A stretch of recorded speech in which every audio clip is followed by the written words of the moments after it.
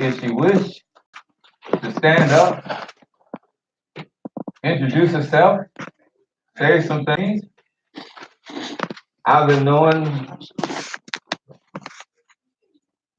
of her coming. I have to apologize because, like I said, I've had some things going on, so I was slacking my communication with her. But nevertheless, she's here. Glad to see she's here, safe and sound. That the Almighty made a way. Because I know it was perilous for her as we conversed, but the Almighty has made a way. I made a way for He's made a way for me too. Like I said, I'm just walking out the tail end of the storm, and hopefully I'll be better leaving it than I was going into it. But I digress. I want us to greet our sister with a House of Israel congregation of Cincinnati welcome. Treat her with the hospitality of Abraham. Make her feel like she's at home, because she is. Hallelujah. Hallelujah. And if she will, let her stand, introduce herself, as I said, and say whatever she wished. Praise God. Hallelujah. Hallelujah. I praise Him for my life. I praise Him for giving me life this long on the earth, even though it's just but a minute.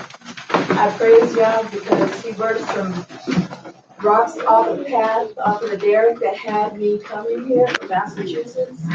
There was a few obstacles, and as soon as they were gone, there were a few more. As soon as they were gone, then a few more. And I praise God that my son is based here. And when the others that gave their help removed their help, he's like, Mom, I got you. And he arrived in the wee hours of last Shabbat and was anxious to get everything that I had packed up into the boxes. I said, God will bless us, rest. And God blessed me with a good son.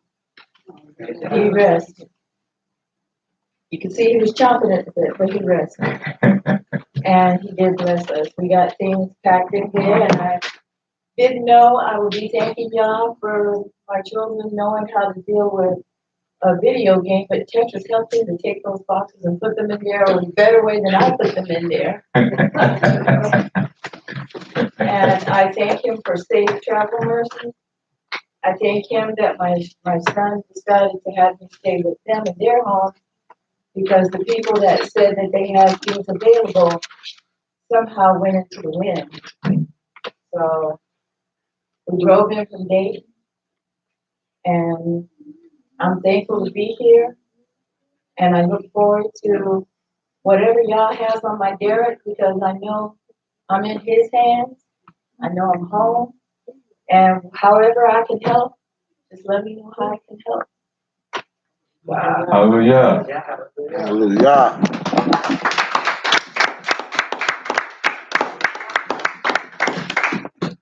And everybody didn't get a chance to meet you, so that is Sister Bianca. Transplanting from, as I said, I knew about it, and over a year now. I think she informed me at Atlanta that that she was thinking about that move. So the Almighty is moving and shaking. I guess the word is not to get so comfortable. You know where He might call you to go. We want to be comfortable. Just as He did the children of Israel, as we talked about last week. In one night, things changed. Up, get ye away from me. After hundreds of years of being there, He told them in one night, one fell swoop, get out of here. Huh? Now, no matter being afflicted, no matter what was wrong, 400 years, that's all you know. And somebody tell you to leave, you got something on your mind. Because your next question is, go where? And what's out there? The Almighty said, I'm out there. I'm out there. That's what's out there. I'm out there. And I have a path. You want to concentrate too much on where you at, where you been, and not concentrate on where I want you to go. And if you do that too often and too long, you might not get to where I want you to go. Yeah. I might decide just to leave you right here because you don't want to go where I want you to go. And you're worried about everybody else.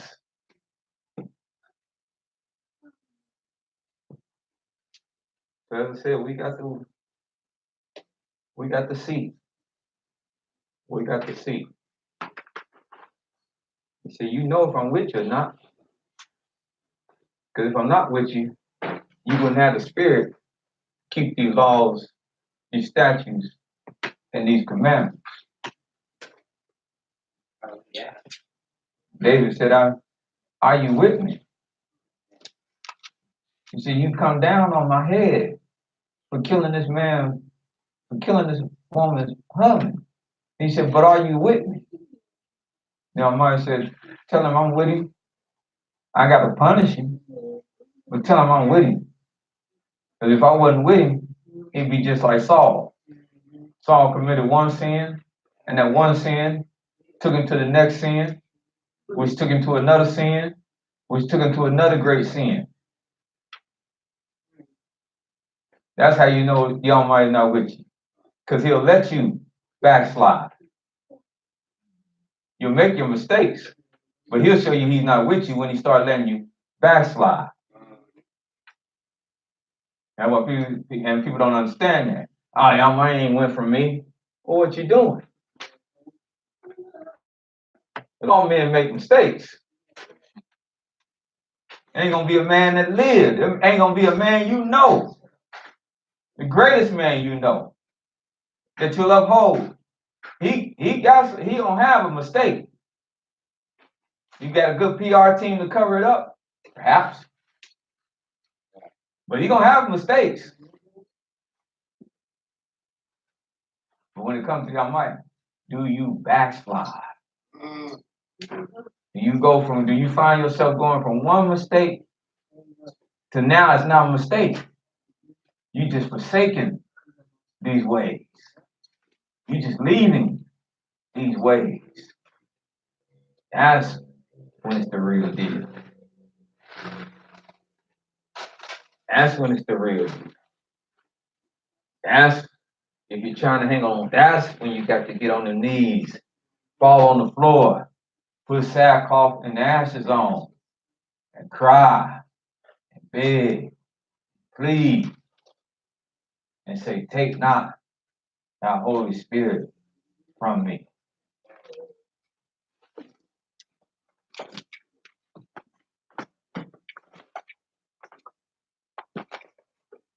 Any other comments? Well, let's welcome our sisters.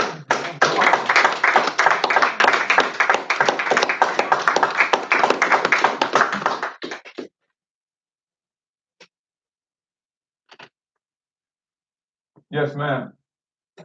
Shabbat shalom, everyone. Shabbat shalom. It's good to be here. It's good to see you all. Giving our honor and glory to the Holy One of Israel, whose name alone is Yahweh. I saying hallelujah. Hallelujah. I like Psalms 92. And it says, it is a good thing to give thanks to Yahweh and to sing praises to your name, O Most High. I'm very thankful. After the Feast of Unleavened Bread was over with, I have not purchased bread. I've been making my own bread and cakes and everything. That's definitely want to praise Yahweh for, because it takes time, kneading takes strength, and it's a commitment. And there were plenty of times last week where I had just wanted bread, And I love bread, but I didn't want to go out and buy it. 'Cause I remember when I did go buy some bread, I just turned it over. And I was like, okay, let me just look, and there was just so many things in the bread. And I was like, you don't need all this stuff.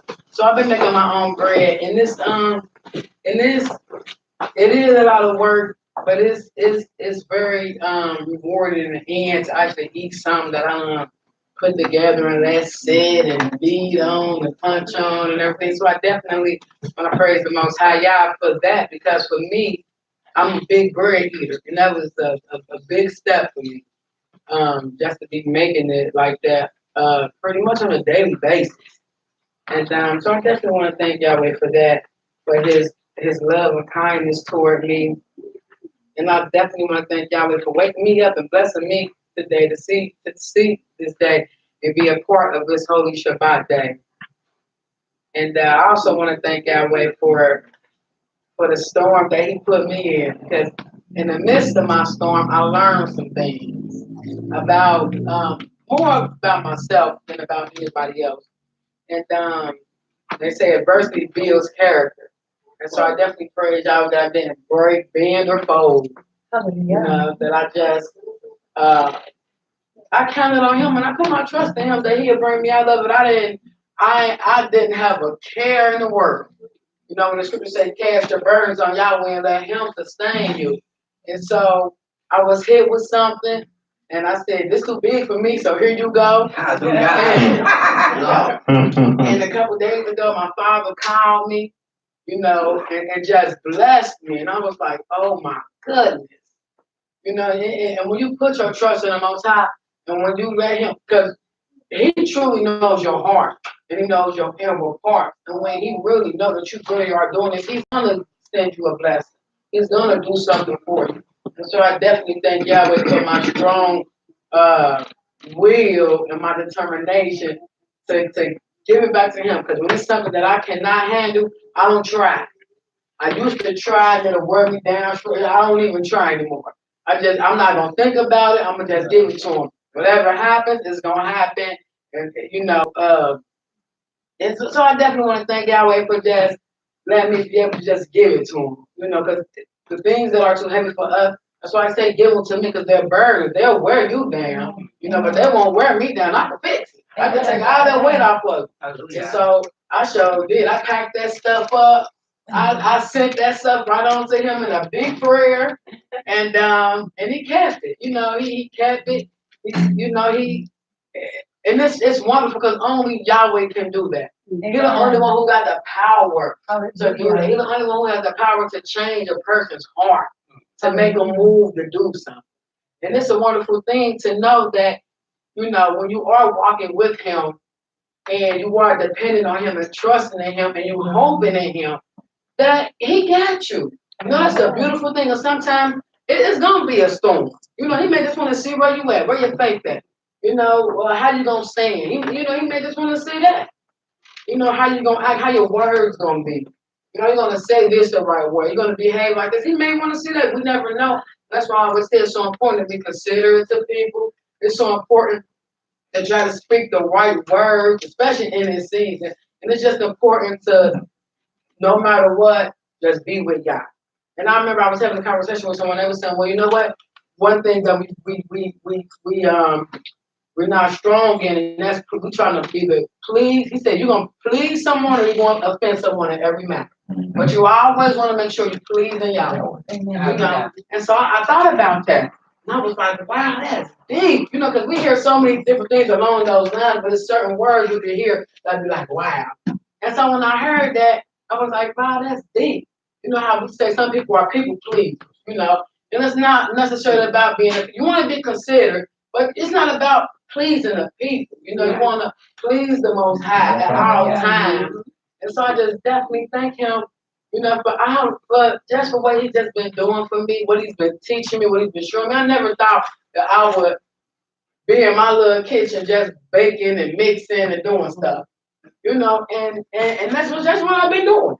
Not like I said, I'm bread either, so I've been munching on some bread. But I definitely thank y'all because I know what's in it. I put the ingredients in it, but I also put love in it, And was just trying to, after the feast, it really did something to me. And I'm really just trying to, it did transform me in a good way. And I'm really just trying to take care of the vessel that Yahweh blessed me to have. I'm still breathing, I'm still here, and it helped me because I was having a lot of pain. And I would go to the hospital, they would do these little tests. It wouldn't take me, but I would let them do these tests, and they never found anything. I was going for months. I'm like, look, something going on. Yeah, you know, and they couldn't find it. They always said, we don't see it.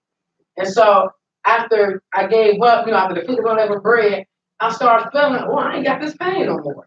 I'm not feeling this, I ain't feeling that, I'm feeling better. I can eat 2 pieces of bread and I'm on full for a very long time. And but I all praise Yahweh for that because I don't have that pain anymore. And we know that pain is letting us know something wrong, something going on. And I definitely thank Yahweh for giving me the strength and the ability to do those things. And one more thing I'd like to pray, yeah, for my grandparents. They always have nice words of wisdom for me. And they definitely keep me going in more ways than one. And so I definitely want to praise Yahweh for that. My parents, my family, my friends, my family here. Because when I first walked in the doors, it was just me, and I've gained sisters, elders, children, mamas, I gained just so much being here. And I definitely want to, thank Yahweh for that because we all know that when we come in here, we're not coming in with the family He birthed us in. But we all still family. It's a nice thing, it's a wonderful thing when you can walk into somewhere and feel the love and feel the everything. That's why I definitely want to praise Yahweh for all my family, my friends. And we know a lot of folks who think our friends are really acquaintances or associates. People don't have too many friends. So I want to thank Yahweh for all mine and all that He's blessed me with. And I'm just thankful to be a Hebrew Israelite. I don't want to be long with it. I remember a while ago, I used to be like, as a child, not knowing who I was. I used to see all these, the quote unquote white privilege. And so I used to be like, man, why was I born with this? That's what I said as a kid. Like, why was I born with this skin? And, I had so many questions as a child. And as I began to get older and older, they start to get answered. And then in my late teens, early 20s, I just started to do a little history on my people. Look at not what they done, but look at my people, their condition and everything.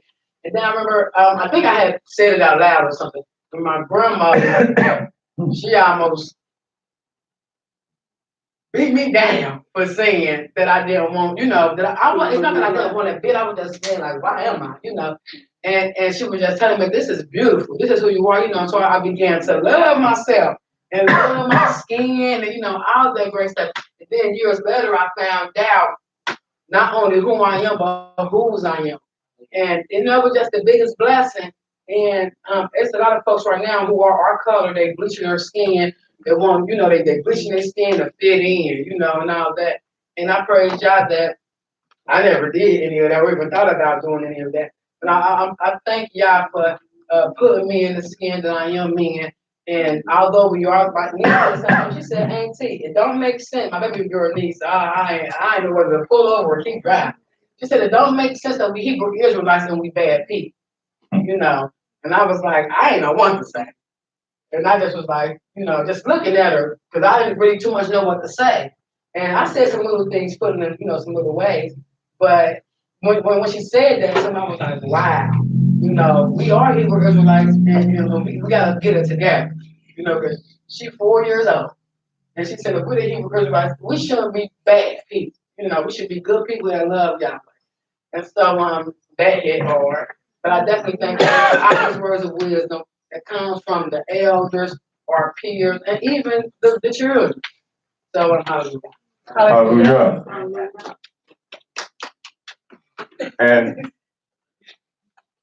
And that's we spoke on the briefly last week. And as I said, You must bend your will to the Almighty. And I'm not gonna say it's etched in stone, but it's still looking like I won't make the journey. But part of what I hope to discuss is what a nation needs. Because the Almighty is, like you said, when you go through what you go through, it's not for your bad times. It's not for nobody else. See, people incorporate other people in their bad times, but your bad times, it's not for nobody else. Your bad times are for you.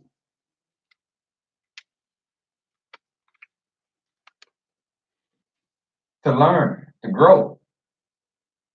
As you said, to get your act together. Because Israel, we do need to get our act together. We, not nobody here, because even today, we put on all our garments.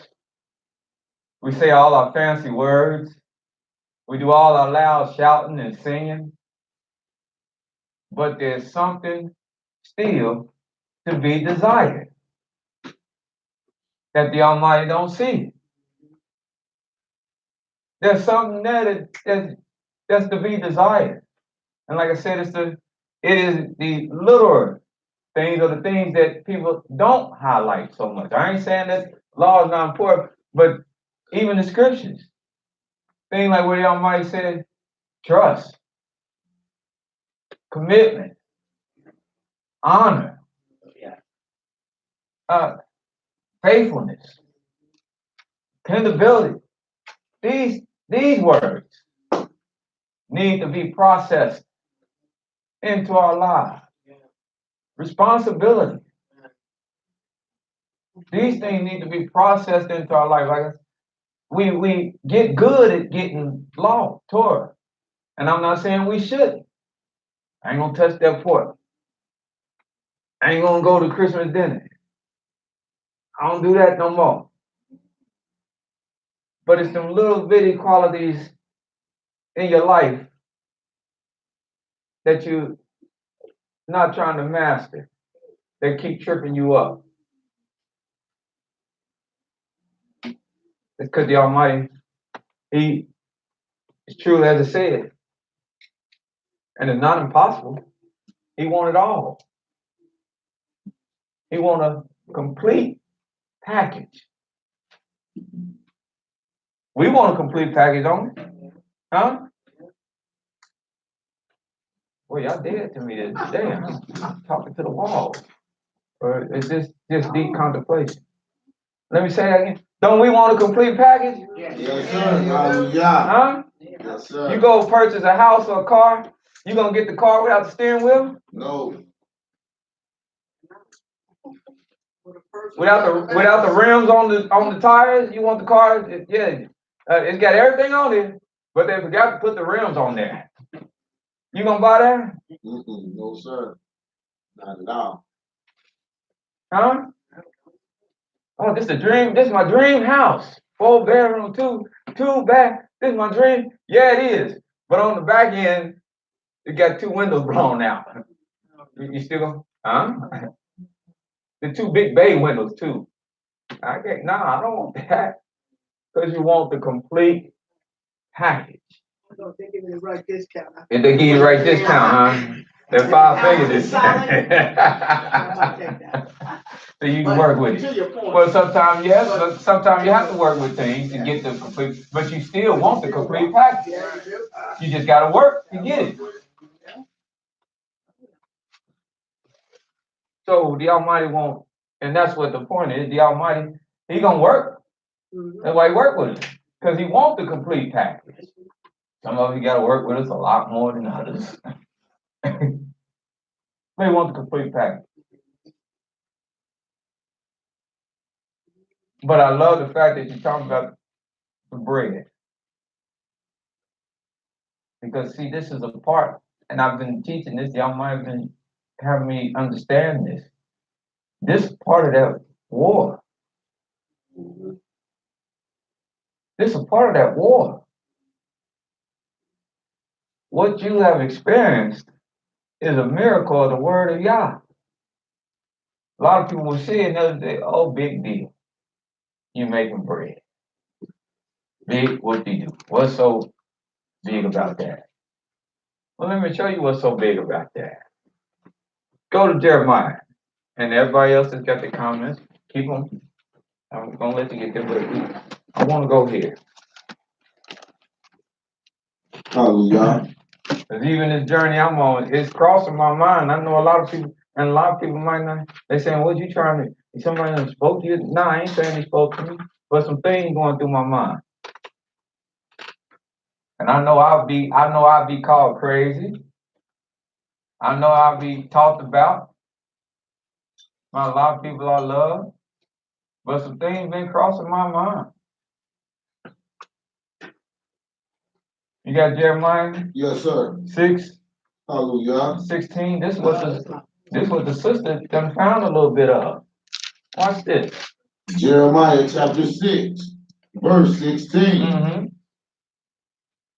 Thus saith Yahweh, Thus says Yah. stand in the ways. Stand in the what? Ways. In the ways. What ways?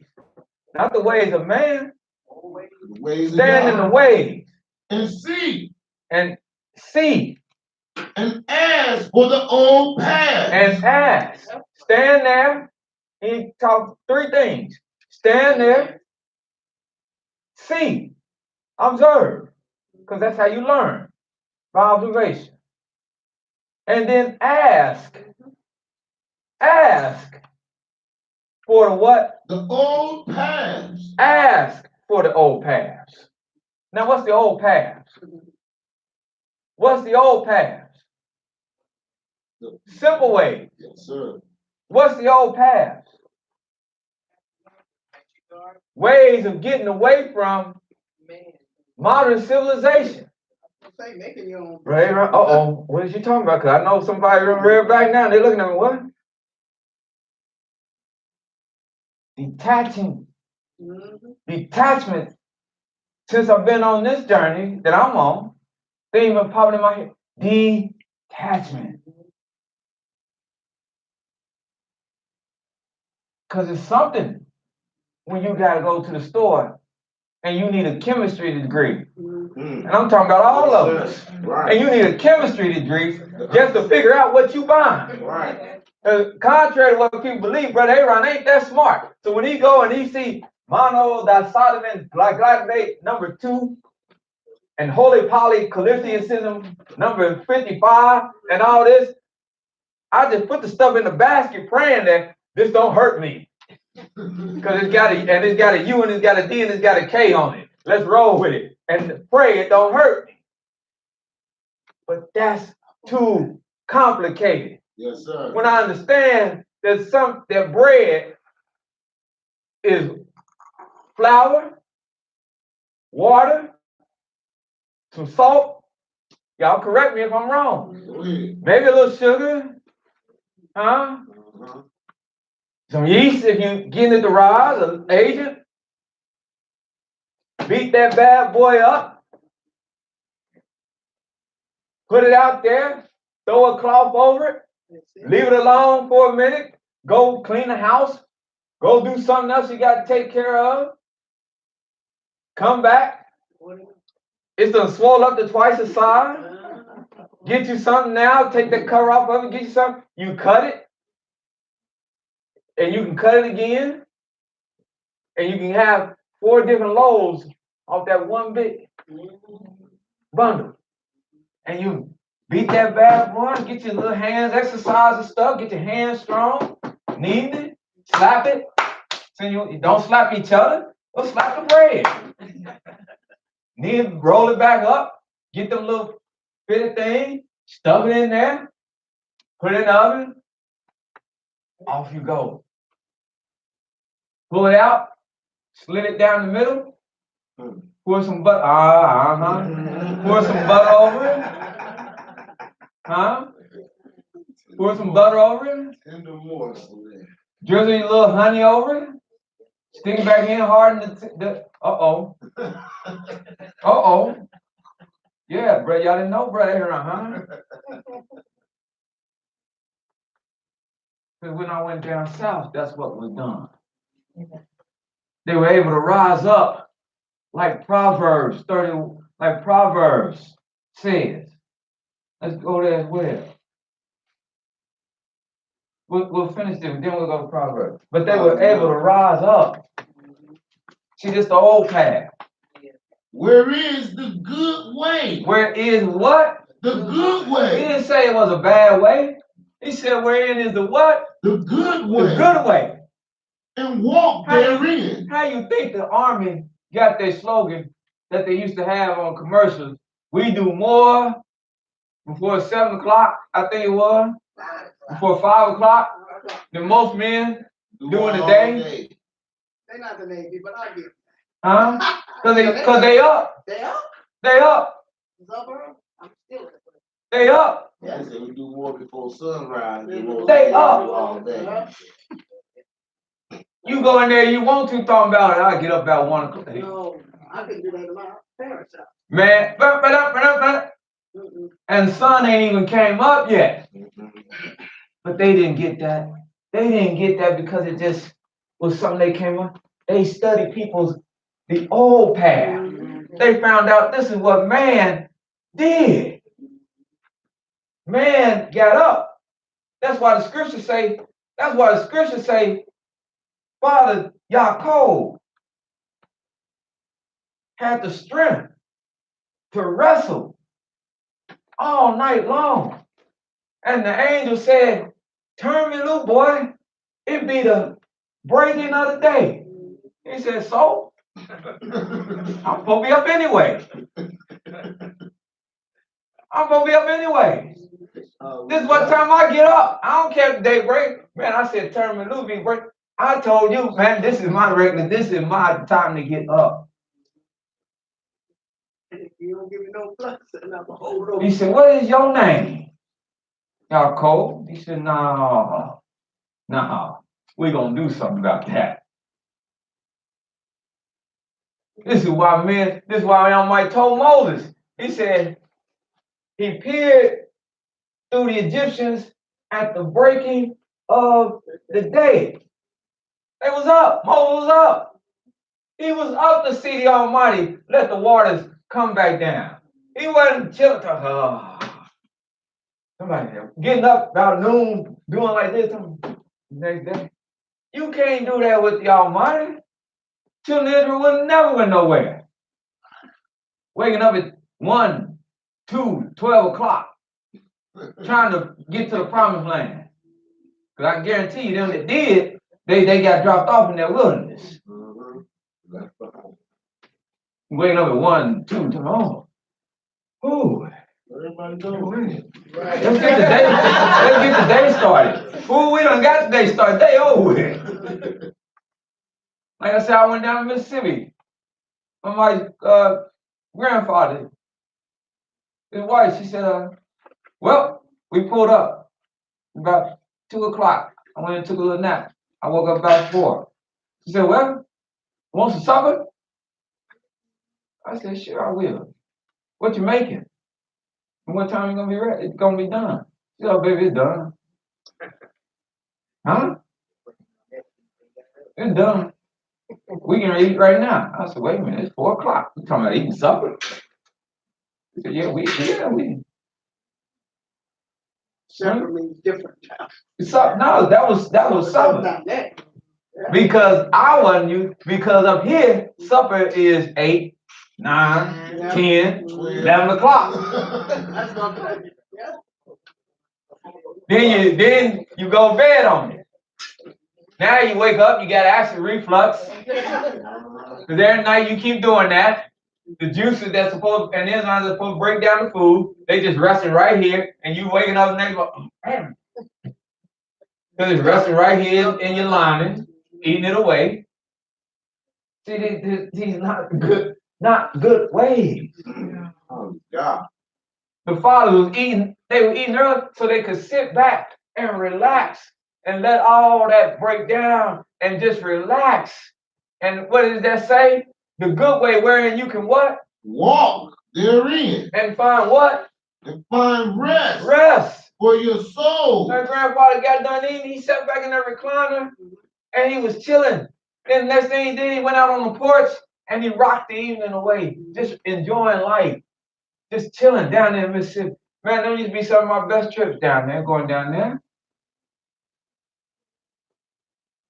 And it's touching me now. Things is a spirit.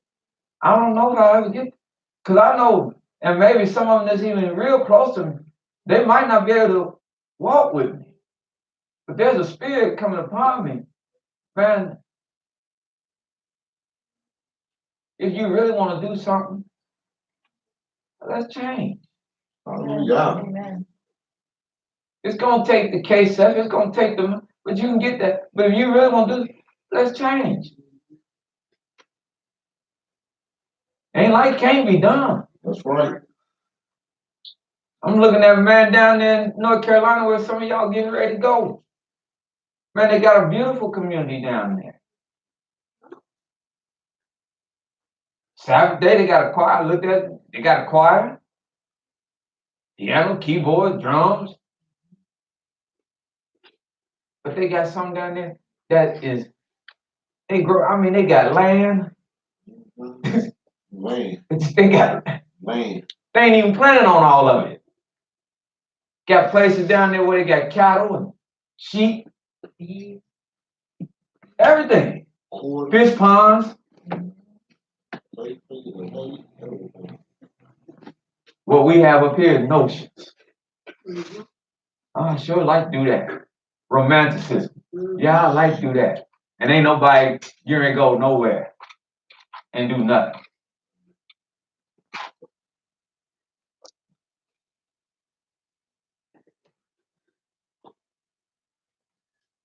But that's life changing. Like you said, whatever ailed you, it left. Leaning on your enemy, it left. And that's one thing. What? That's one thing. Hallelujah. Hallelujah. Just thinking we got the strength to stop leaning on him for Everything. a lot of things. Oh, hallelujah. Both times, hallelujah.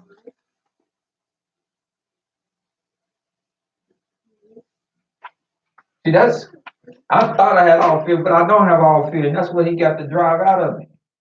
And like I said, if he called you, there can be, the only fear there can be is the fear of Yah. Hallelujah. Hallelujah. And perceptions of people, you got to throw that stuff to the wind. Because like I said, this is what I didn't read. Could go up before that. Verse 15, because see, we always read about the Almighty will save us. He'll save us. He'll save us. But how will he save you sometime? Verse 15. 15, watch what he's going to say. Well, Well, as a matter of fact, hallelujah. start at 14. Hallelujah.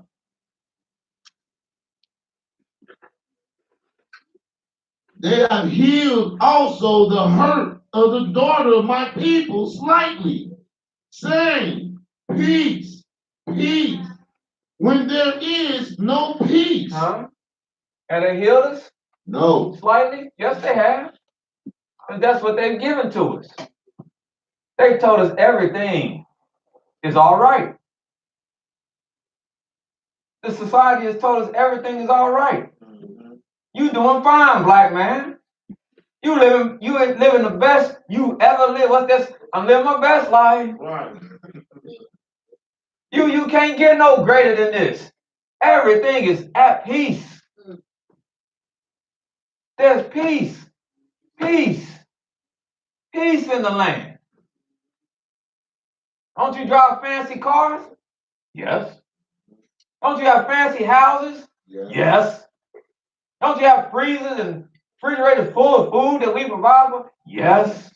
Don't you have good jobs that we get? Yes. Can't you go and live anywhere? Yes. Well, what you complaining about? There's peace. Yeah. This is a new day. I'm missing. But every now and again, something creeps up to disturb the peace in the land. All We right. pray for the peace, yeah, All right. but something creeps up to disturb the peace. And they're creeping up more and more Yes, sir. and more Yes, sir. and more Yes, sir. and more Yes, and sir. more as the days go on. Yes, sir. But the Almighty said for the greater part of his people, he said what? They have what? Ashamed. They've healed the peace of them, the hurt of my daughters. They've healed the hurt of slavery. I don't watch that root stuff. I don't watch no Birth of a Nation. This is what people take because they don't want to be reminded of that time because they've been healed. That's what y'all talking about. We've been healed. We so far removed from that. But you're not. Somebody made an observation, and I'm not saying, this to get nobody, on one end or the other, or to turn nobody from it. But I saw it too. And it's just something to think about. Person put up a picture and said, what's the difference between the slave block and the draft block? And the draft. And the draft block. No, Draft. sports. Sports. Because what they showed is they showed the slave Yeah. on the draft block, and he only had a loincloth on, Yeah. and he was examined. Mm-hmm. Yeah. Mm-hmm. That's right. Draft block, the young men, what do? They get up, they take down their sweats, they take off their shirts, and underneath that, a lot of times, they're what? They're bare. Mm-hmm. And they want to, what do they want? And who's looking at them? Because it's not other blacks looking at them. The owners. Owners, as far as owners, they got people working on, but as far as the owners who gonna be divvying out the checks to them, that's who, the big brass, that's somebody else looking at them just like then. Hey, can he run? Can he lift? Can he jump? Is he strong? Is he stronger than this one? Okay, if he is, we're gonna take him before we take him. And at first I said, because I like the sport, I said, well, that's but then I started letting things sink in. I said, hold it. And then how do they treat you? Once they get you. Well, if I'm gonna cut this check for you, huh? Mr. Israel? Because I had that, like I tell y'all, I had that dream. And I can get that in it because that money, it can do boy. The fancy house, the fancy car. And at that time, all the women will bring. Yeah. Huh? Yes, sir. Yes, sir. All right. I cut that check. And we hand it to you every month. Because that's how you get paid. You don't know what to do with it from month to month, that's on you. But it's a nice sum check, and I hand it to you. But when I hand it to you, here's what comes with it. That speak your mind stuff, you keep that to yourself. That's why a lot of these guys, they're even feeling more free to say what they want to say. The white athletes, when they get drafted, yeah, I said nigga. Mm-hmm. And none of my teammates got offended. That's because they do it and they don't want to put their lifestyle in jeopardy. Yes, sir. Look at the brother who put his lifestyle in jeopardy. And he can't see a pee-wee football field now. Right. Kaepernick. Huh? Oh, y'all That's dry. right. Y'all dry Hey, today. that's boy. right. Am I speaking truth? Yes, sir. Can't go nowhere. But he got paid, but he can't, if he don't know what to do He with that can't money. tell, he tell can't him to do come. what he can't. Yeah, but what he able love. to do? But he loved the game He and, you love the know, game, he can't get, he can't Standing for something that's right. I think the most high blessed him by taking him out of it. I do too, but He don't see that. standing for something that's right Yeah, he did. and standing up for front that he should be able to stand up for and still do what he and still be able to do that. Oh, yeah. They said no, because not only will you be a problem, but you're gonna make all the rest of these guys a problem. And we don't work like that. Never have. And now he's on the outside. Can't get in. Now he ain't even looking in. They got a big gate, guard dogs and everything. Make sure he can't even get to the line. He ain't even looking in. Because all, as the saying say, though some things have changed, some things remain the same. You ain't never liked nobody challenging you, and that's why I said you're hypocritical to honor an Ali. You're hypocritical to honor Malcolm X. You're hypocritical to honor Martin Luther King. Because the men that try to do what they do even today, you still chase them. I don't know how true it is, and I'm not one trying to be in the room monger. But a high-ranking official says she believes that the young rapper that was just murdered was done by the LA officials. And this is a person in city government, statement of this city government took that young man's life because of what he was doing in transforming, not what he was trying, what he was doing. No, I didn't say try, because he wasn't sitting there talking about, well, we need this, we need that. He wasn't sitting there talking. He was actually there moving and shaking and doing things and bringing people that thought they were mortal enemies because of some colors, bringing them together where they was starting to sit down and put their burden down, saying, man, let's do this. Let's do this. Man, do you know what the dynamic? See, people don't see this. And this can be talking Sabbath. Because it have everything to do with what the Almighty is telling about his people. He was changing the dynamics for his people. Yes, he was. Yes, he was. We can get ready to start employing people. We can get ready to start utilizing people. He had programs with kids in that inner city they were going to get trained. Education, knowledge, power. Now what are you taking them away from? Well, you're taking them away from jail. Right. You're taking them away from the prison pipeline. You're taking them away from being subjected to, they see another kind of way out. You're showing them unity. You're showing them, man, put them guns down. You're taking them away from murder. He's changing the dynamics. Now, who wouldn't want to see that? The enemy. That thrive off of you doing those things. Yes, that's right. That's right.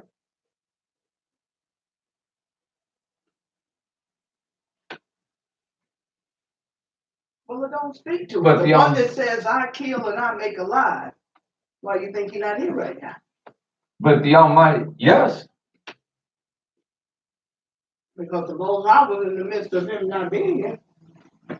All power is in the Almighty's hands, and he knows what is going to inevitably have all of us succumb to. But the Almighty says, seek ye, wait, verse 15? Verse 15. Yes. Were they ashamed? He said, was his people ashamed? When they had committed abomination. When they had done wrong? Nay. No. They were not at all ashamed. Because he hadn't corrected them. Neither could they blush. Neither would they blush. When you do Therefore, wrong, that's when, see, when you ashamed, when you did something wrong, yes, sir. that's when you're a righteous person. Did you hear me? Yeah, go ahead. When you do something wrong and you ashamed of what you've done, that's when you're a righteous person. All right. If you do something wrong and you're not ashamed, Oh, go then you ahead. ain't a righteous person. You a wicked as all get out. Hallelujah. Because it ain't affected. It ain't been, what? Hallelujah. All right. But if you do something wrong and you feel like this, that's what they call a conscience. That's what they call self-guilt. That's what they call imposing a beat down on yourself. Because you know you was wrong. And you ashamed. And you should feel ashamed. Amen. But the scripture say the wicked know no shame. So you can sit there, you can say, man, I'm not wicked. I'm the bad thing, but I'm not wicked. Because I feel real terrible. But the wicked, they say, I would have did that too. Matter of fact, I did do that. I'm going to do it again. Right. There ain't no shame in my game. That's right. A righteous man, you're supposed to feel terrible when you do something that you know is not righteous. But the Almighty had a healing medicine for it. He said, over time, it's going to heal. You just go do the right thing. From now on. It's going to sting like a cut. It's going to sting for a long time, for a while, until it start healing. It's going to sting. It's going to remind you. It's supposed to. But it's going to heal.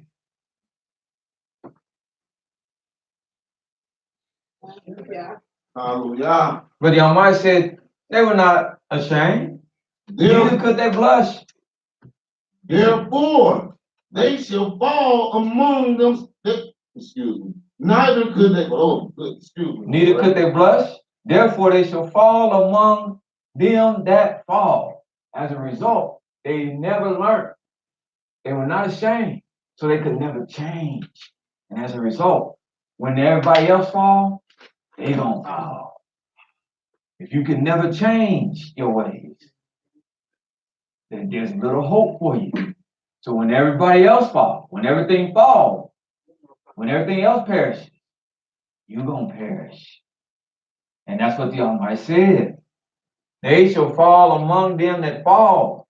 At the time that I visit them, they will be cast down, says Yahweh. And that's when he goes and tells them that seek him. So thus says Yahweh, you that know me, you stand in the way.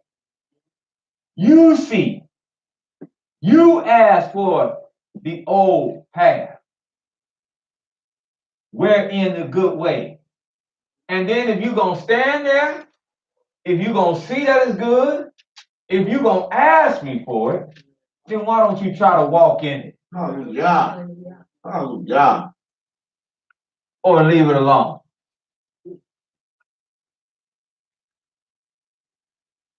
I got to run out. Get the newest phone. The phone work, yeah. And say hello and goodbye, yeah. Then what you need with the newest phone?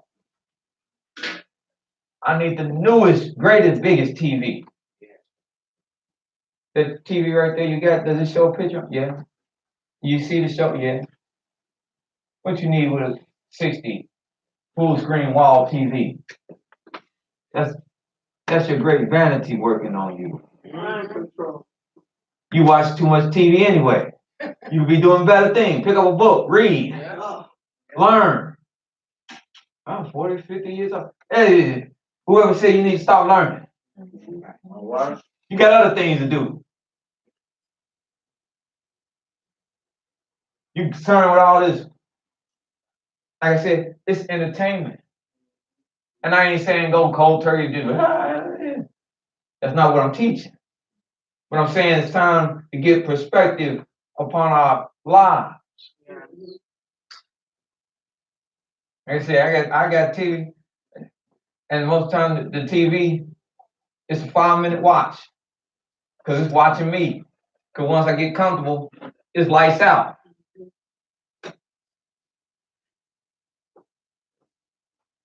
You mean you miss your empire? And I don't even, and them things, I don't even watch that kind of stuff. I don't even watch, They are just messing up. I mean, I don't even watch that stuff. My sons will tell you, and I'm not telling no lie, they'll tell you. If you don't believe me, watch his hand. It can be the Super Bowl. It can be the Super Bowl. But if it's something known about something historic or anything educational, what will I be watching, son? Historic. Huh? Historic. Hallelujah. Care nothing about that game. That's right. I need to get my stuff together. They doing what they doing. I need to get my stuff together. Hallelujah.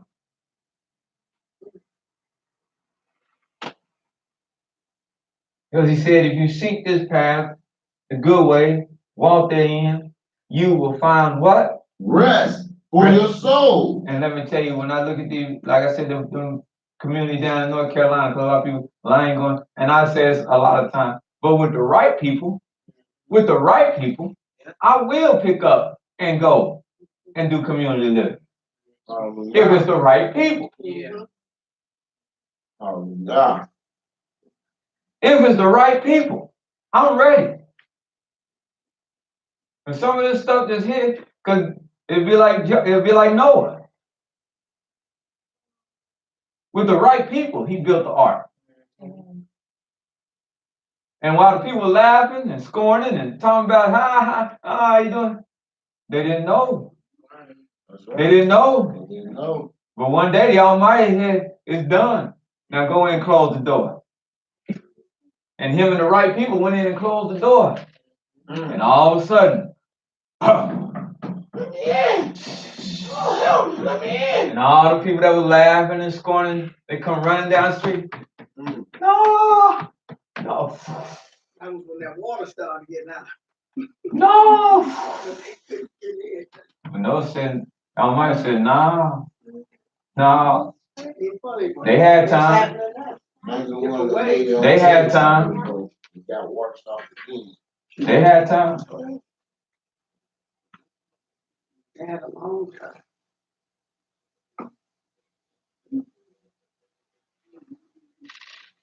So the right people, that's the right thing, that's ready to help each other, all be right.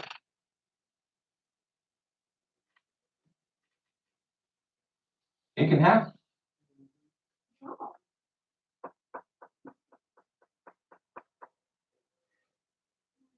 Because like I said, what a nation needs, the first thing the nation needs, they need a new mindset. Because I'm hearing all of Israel all around talking about they're ready to go home. And I digress and I say, we are not. We are not. We are not. Because there's all these cities that break out tonight and tell you, go.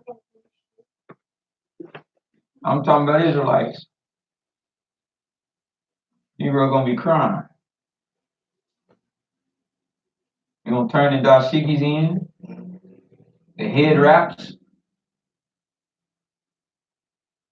the bracelets.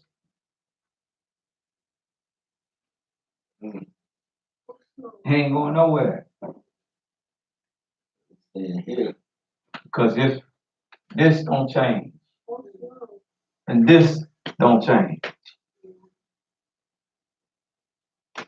then the rest of this can't reap the benefits. All right. Hallelujah. You're not determined. You determined to bake that bread because you changed your mindset.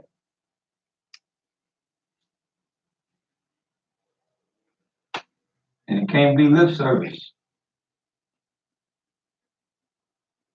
Can't be lip service. We were supposed to be taking comments, weren't we? Hallelujah. And I went off on a tangent. But let me tell you something, 'cause let me tell you how serious it is. Yes, sir. I ain't saying time is up.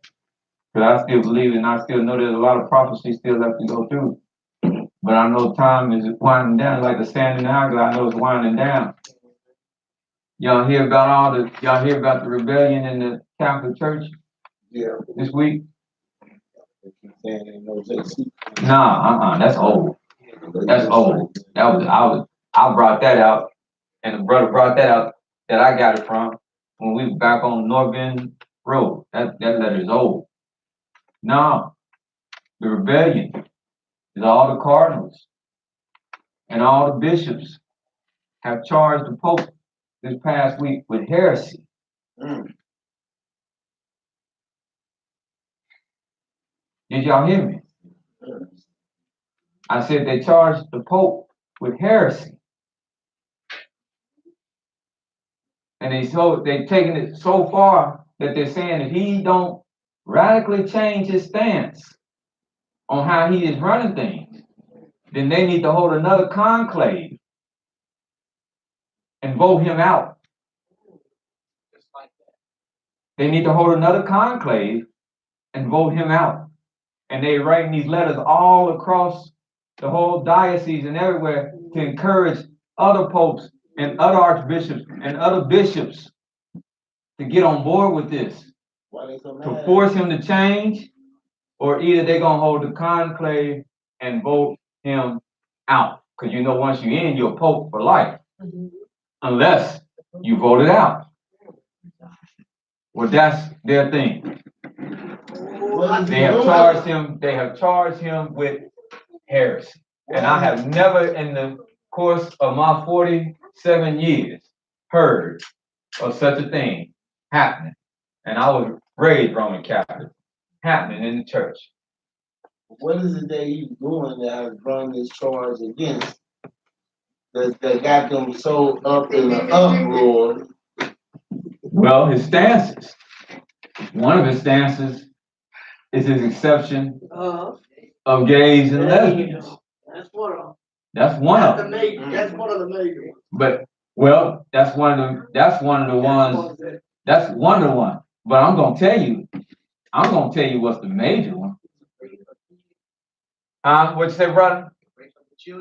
Thank you. He's not addressing it right. No. Quite the contrary. No, quite the contrary. Yes, quite the contrary. Quite the contrary. The fact of the matter is that they letting it be addressed. This is something that's been practiced for thousands of years. And now under him, he is letting people come in and investigate and hold their feet to the fire and going after this diocese. I know I said it wrong. Diocese. And going after this group and going after that group. He's letting them be persecuted. And they're saying, man, this has never been. We've been able to do this and get away with this. And if somebody make a rush about it, we just put them in the hole. The victims, we put them in the hole. And we go on our way. But now you allowing people to come in and come after us. That's the major issue. But what they will use is these other issues about gay and lesbian. How can they use that when many of them that's practicing in the church themselves are gay? And that you have to be homosexual if you're gonna mess with little boys. You have to be homosexual yourself. And so how you gonna use that against him? But how are they gonna put him out based on what? Because if the body, the way it's set, if the body get enough movement, they hold what they call a conclave. That's what they do to vote them in. It's a process. And they can vote when one dies generally, they hold this conclave. And sometimes it takes days, it takes weeks until they come to an agreement on the one that they love. The Almighty is exposed. People are saying, oh, you ain't teaching good on the Sabbath day. Yes, I am. Might be teaching too well. The Almighty is exposing what's going on. Hallelujah. See, when they have that people sitting there thinking, and I don't care who get mad at me or whatever have you. People sitting there thinking this stuff is so holy. You need to And know this is about some of the most, this is some of the most vile stuff behind closed doors that's going on. It don't have nothing to do with the Most High. When they picking these men, they picking these men who can get on board and do the bidding of the church. And we know from scripture, the bidding of the church has never been nothing with the Most High. That's that fourth beast. The bidding of the church has been to destroy the saints and to keep the kingdom of the Most High from coming. So now the Almighty said, let me, since his time is almost over, I won't tell you 2009, but it's almost over. Now, let's get ready to slaughter this beast. And to do that, he's got to reveal everything that's been there. That's what he's doing. That's what he's doing. We gonna look at all. They got some DVDs out there. That's what he's doing. The Vatican is one of the most corrupt. They're trying to get him to resign his position, basically. They trying to get him not, they don't care about, they just trying to get him out. Whichever way that goes, they want him gone. And they want to put somebody there that's favorable to getting the church how it was. And that's kind of what's going on in this country. Everywhere. Well, see, that's why Daniel said, let's go to Daniel. Y'all all right? Because I Hallelujah. think someone was thinking we off the beaten path for the Sabbath day. But this the word of y'all coming, it's starting to happen. Go to Daniel. You said it is everywhere in the country, yeah.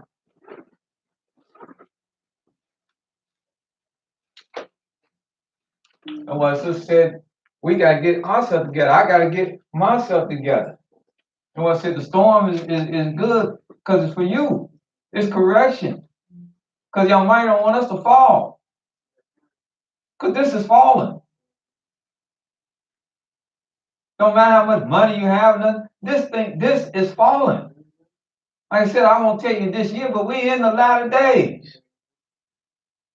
We in the end last time, what they call it new one, the end game. We there. It is the Game of Thrones. We there.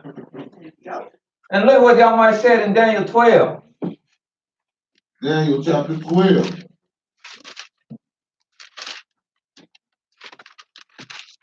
I love Daniel. We'll start at verse 1. Hallelujah. Daniel chapter 12, verse 1.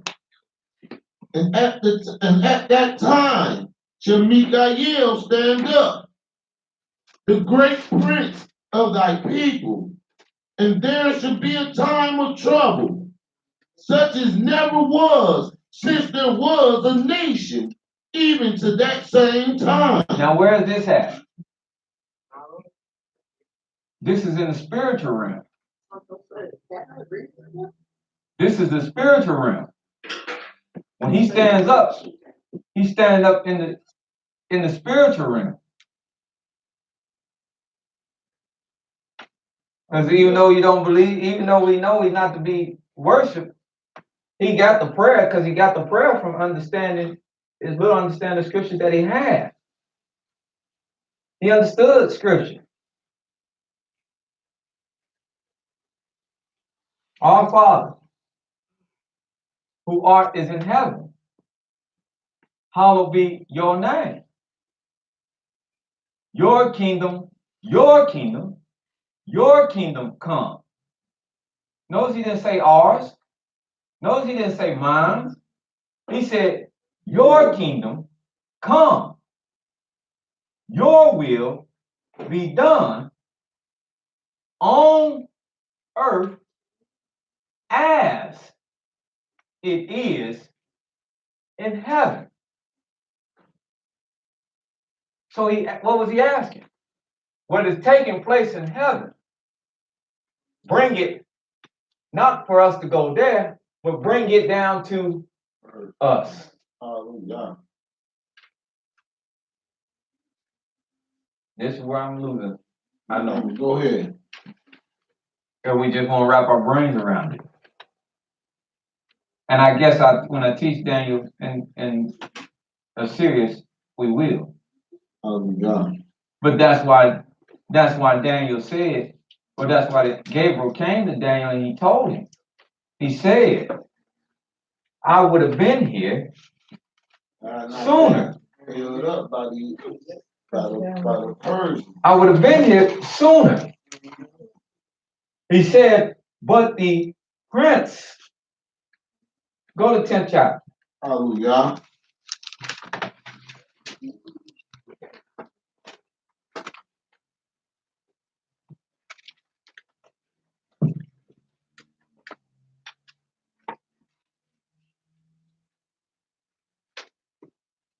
Verse 12. Y'all all right? Hallelujah. Hallelujah.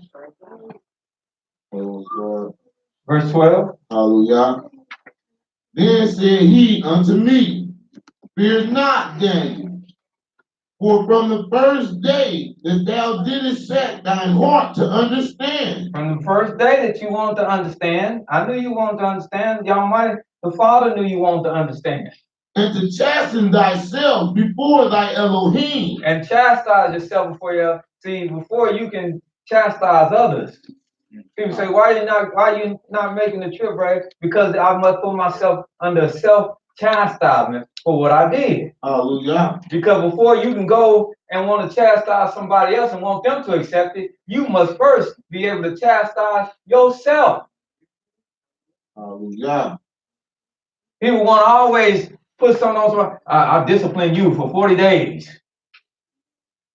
I suspend you for 5 days. But when they do something wrong, we're just going to let this pass over.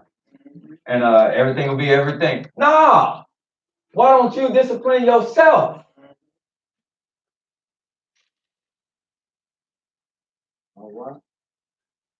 I always want to come down on somebody else. It said, Daniel, from the first day that you want to what? Understand? And that you chasten thyself before thy Elohim. You chasten yourself before Elohim. Thy words were heard. That's when the Almighty heard your words. And I am come for thy word. Don't go too quick over that. He said, because you wanted to understand, but you also chastised yourself. All right. You chastened yourself. You disciplined yourself. Then y'all heard your words. Hallelujah. And what you don't understand, he said, now I'm sent to make you understand it. Go ahead. But the prince of the kingdom of Persia withstood me 21 days. Now, the only reason why I wasn't here sooner, and do you have your Torah, dear sister Elder, before? Mm-hmm. Huh? Do you have one? Is our book the same?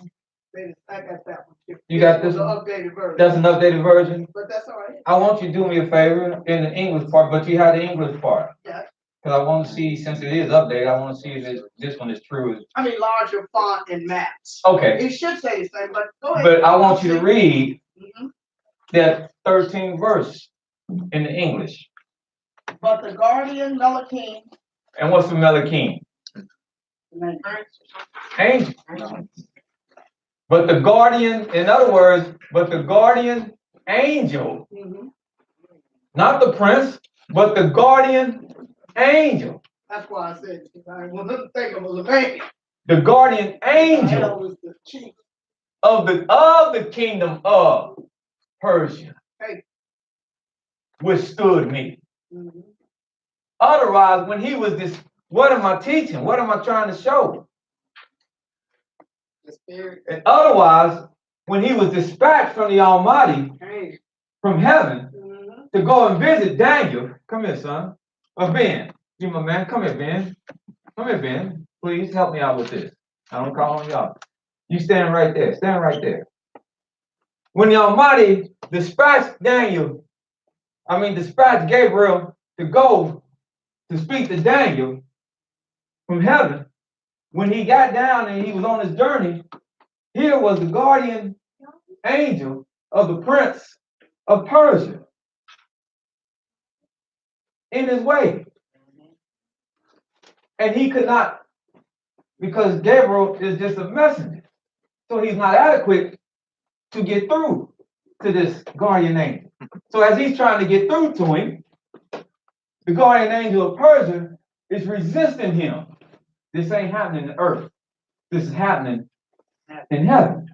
All right. So the guardian angel is resisting him. Now, what does he say, Brother Highcock? Go ahead. And I remain, excuse me, brother. But lo, Mikael, one of the chief prince, Come here, Quran. came to help me. Come here. But Mikael, the chief angel, the chief warrior angel. That's it. That's a bad. See, Gabriel is a messenger. Right. Mikael, when he on the scene, he a warrior. All right. Mikael saw Gabriel tussling with this guardian angel of Persia. And Mikael said, oh, he can't do nothing with him. So Mikael said, let's get it. And now, Gabriel said, I got a clear path now. Let me get to Daniel. Once this warrior angel came and fought against this guardian angel of Persia that was withstanding him and moved him out the way, now he was able to get there. Thank you, brothers. Hallelujah. But Hallelujah. all of this was taking place in heaven. All this was taking place in heaven. So when you see nations striving against nations, it's what's going on in the spirit realm. All right. They get this back. Y'all won't receive this. Go ahead, boy, right? Y'all won't receive this. Yeah, go ahead. All these beasts had an angel that went with them. All right. Just like you have an angel that go with you. Hallelujah. Tell Aaron up here making up stuff today. I can teach him from this book. All right. Hallelujah. If you need a second witness, go to the book of Job. See, y'all won't believe. My son told me one time, he said, I can't believe all that, Daddy. I said, okay, you're just young right now, that's all.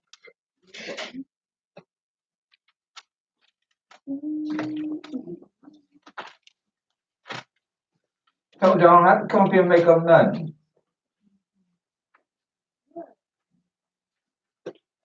You got Job Yes, sir. 33. Hallelujah. Believe it or not, there's an angel fighting on behalf of this beast. And y'all know who he is? No, Lucifer is a man. Y'all know who the angel is that fight on behalf of this beast? That helps keep him around. Y'all know who he is? There you go. But once this beast gone, he goes. Satan, that's what he's there for. He helps keep this beast around. That's the angel that's dispatched to him. That's why he said, I've been up and down. I've been to and fro. I help empower this beast. But Job 33, 23. Started 22. Hallelujah. Yea, his soul draweth near unto the grave, and his life to the destroyers. If there be a messenger with him, an interpreter, one among 1,000. And when you read that messenger, again, the word there is angel. If there be an angel with him, a defender, somebody to defend him. One among what? 1,000. 1,000. To show unto man his uprighteousness. To come and show man that he is upright. There's some good in you. Then he is gracious unto him. Then will Yahweh be gracious if that messenger can come and pull the uprightness out of that man because he dispatched to him. See, the eyes of Yah is upon you all the time, but the eyes of Yah, but he work also, he like the CEO, but he delegate.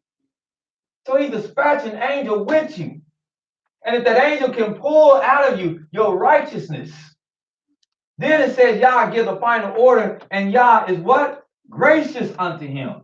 And said, And deliver him from going down into the pit. And he says, I have found a ransom. And the ransom is you yourself. hallelujah. The ransom for your life is letting righteousness overtake you and slaughtering evil and wickedness. You're your own ransom. Then his flesh shall be fresher than a child. He shall return to the days of his youth when he returned back to all righteousness. This is more powerful. Returning back to all right, that's more powerful than any herb. Than anything you can take. He shall pray unto Elohim, and he will be favorable unto him.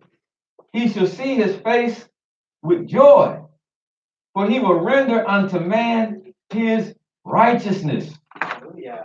He looketh upon men. And he looketh for man to say, I have sinned. I have perverted that which was right, and it profit me not. When he see that, he will deliver his soul from going into the pit, and his life will see the light. Lo, all these things worketh Elohim oftentimes with men, to bring back his soul from the pit, to be enlightened with the light of the living. Hallelujah. Hallelujah. And I can show you other scriptures about angels, but let's go back to Daniel. And my brother said this all over the earth. Yes, because Daniel said, getting back to the 12th chapter. Go back to the 12th chapter. Hallelujah. And just pick up at verse 2. And many of them that sleep in the dust of the earth shall awake, some to everlasting life, and some to shame and everlasting contempt. And they that be wise shall shine as the brightness of the firmament, and they that turn many to righteousness as the stars forever and ever. But thou, O Daniel, shut up the words and seal the book, even to the time of the end. Many shall run to and fro. Close the book for how long, Daniel? Forever. To the time of the end. Time of the end. But know this, many shall run what? To and fro. And knowledge shall be increased. Knowledge will be increased while the book is closed. And many gonna be running here and there. And we're gonna be learning great things. Then I, Daniel, looked, and behold, there stood another two. The one on this side of the bank of the river, and the other on that side of the bank of the river. Yes, there were two more angels came, and one was on the one side, and one was on the other. And one said to the man clothed in linen, which was upon the waters of the river, how long shall it be to the end of these wonders? Well, how long we have to go?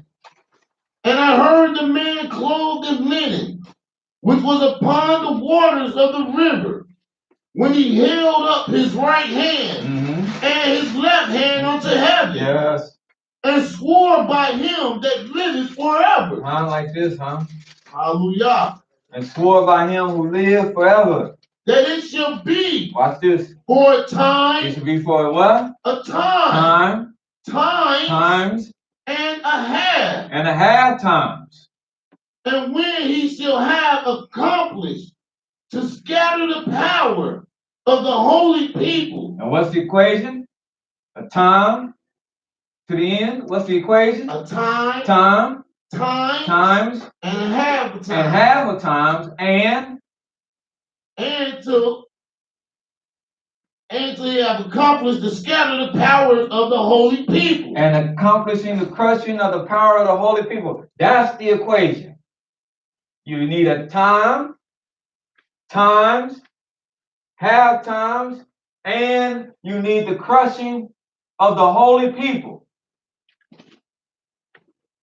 That's your equation. When that happens, all these things shall be what? Finished. Finished. And I heard, but I understood not. He still didn't understand. Then said I, oh my master, oh my Yah, what shall be the end of these things? And he said, go thy way, Daniel, for the words are closed up and sealed to the time of the I've end. already told you to shut the book, didn't I? So you're going to go your way. But I told you to close the book. And then now the book is shut, it's sealed. Many, though, will be purified And made white, and tried. but the wicked shall do wickedly. Remember what I said earlier? They ain't got no conscience. None. They can't be ashamed. And as a result, the wicked going to continue to do wickedly. And none of the wicked shall understand, And they won't understand what's happening. but the wise shall understand. But the wise shall understand what's happening. And from the time that the daily sacrifice shall be taken away. Because how long have the wicked been practicing wickedness? A long time. How long have they been practicing, well, as far as this dispensation? How long have they been practicing their wickedness? They've been practicing this great wickedness under this fourth beast. This how long they've been practicing it. From the time that the daily sacrifice Shall be taken away. Okay. And the abomination And they set up the abomination that make it desolate. and make it desolate.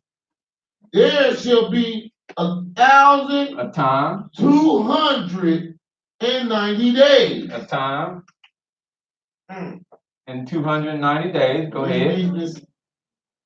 Blessed is he that waited and cometh to the 1,305 days. Another time, and a little bit over. But go thou thy way to the end be, for thou shalt rest and stand in thy lot at the end of the day. At the end of the day. Hallelujah. And when you put that 1290, when you put that 1290 with 1335, you get 2625. 2,000 years 2026. and a little bit over. So you got your time, times, and a half time. Okay, well, that's 600 years for all things to be accomplished. But that's still 2,000 years. That's why people are talking about things, when they're talking about church, they're talking about things 2,000 years ago.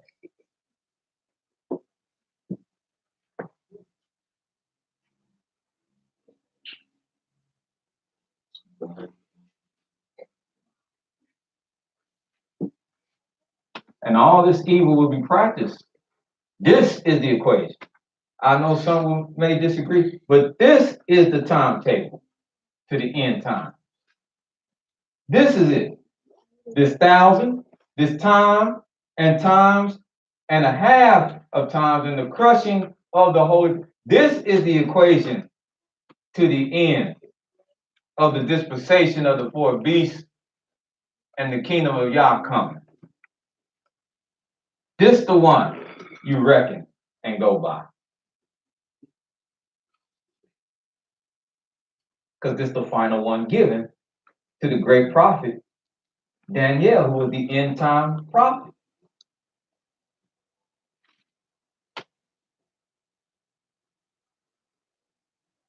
I'm more, I missed some. You ain't the only one. I missed this 1290 and this, where did 1290 come from? 1,290 days. Oh, okay.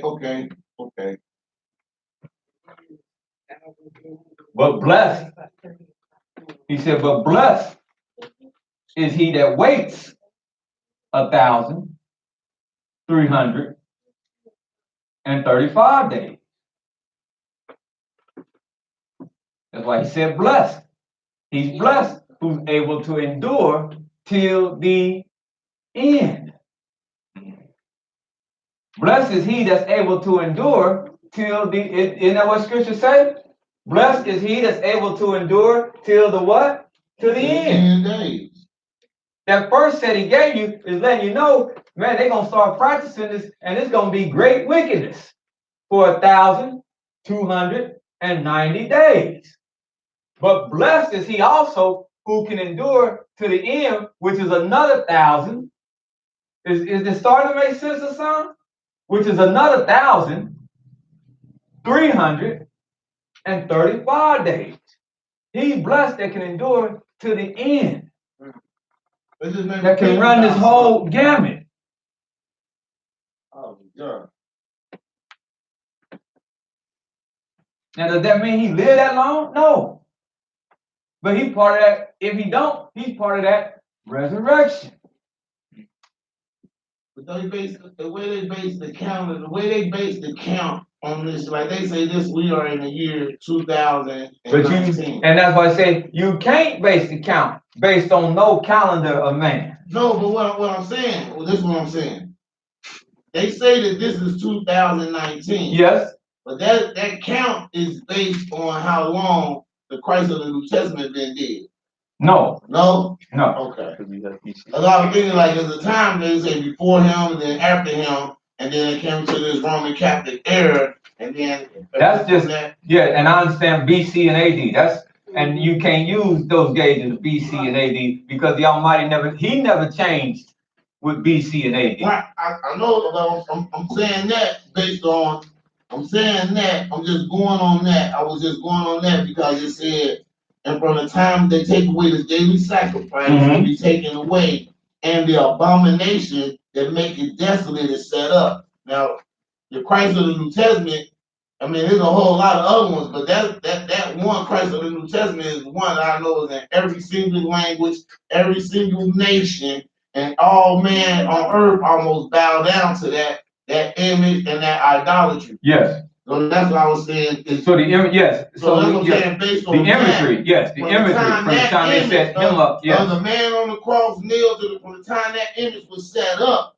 I'm saying they saying that. What I'm saying is that 2019 now is how long that image been set up, or has that image been set up longer than that? We don't know that it's been set up longer than that. Okay, that's something we gotta find out. Hallelujah. Hallelujah. That was just real interesting to me. Because when you look at that number, but it's from the time that 2190. It's from the time that the image that maketh desolate was set up. In other words, from the time that they took the world away from totally serving the Almighty and replaced it with an image that would dominate the world.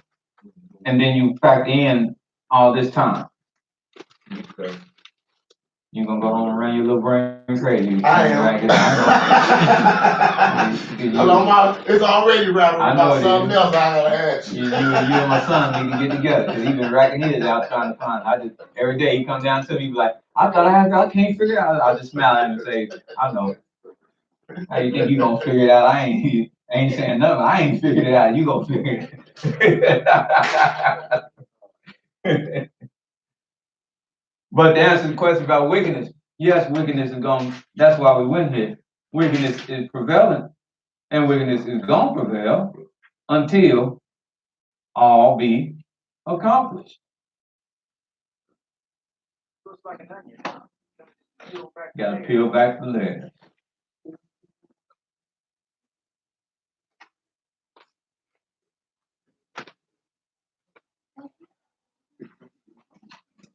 Any other comments? I know you were standing up, Brother Vernon. Did you have something to? Yeah, I needed to ask you a question. If, you step into a business and it deals with blood, I mean, are we supposed to basically stay away from that? Or is there any kind of, I mean, because I go to the hospital and we were talking about uncleanliness and whatnot. But it all boils down to is dialysis, all right? Mm-hmm. How you take body fluids from a body, process it, pump it back into the body. Mm-hmm. What's in the book for us? Can we have anything to do with that?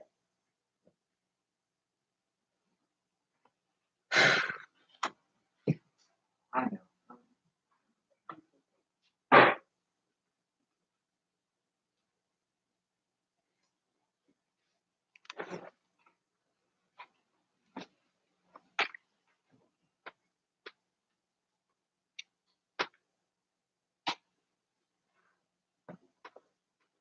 The only blood suitable for a person, and I know this sounds crazy, the only blood suitable for a person is that person's blood.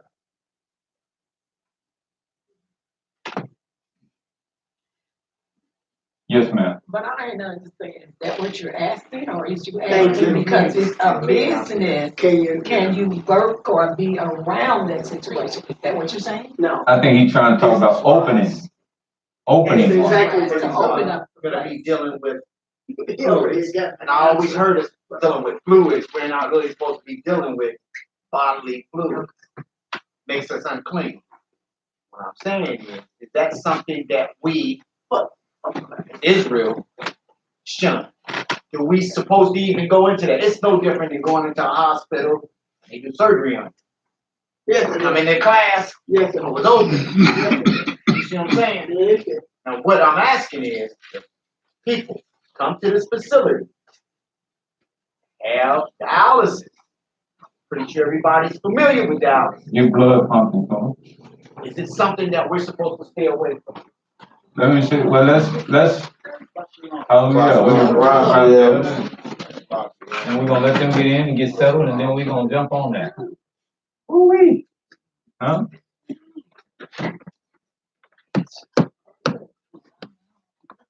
We're gonna jump on. We're gonna let them get settled, and then we're gonna get it. Can I ask, no, what I would like is more clarification on, to be made clear on the question. So if I'm wrong, please let me know. Are you saying, because I noticed you said it was the same as the hospital book, are you generally asking, can We would be a part of that business. a business Be a part of that that Israelites open up a dialysis center? More or less, because it is bigger than the blood.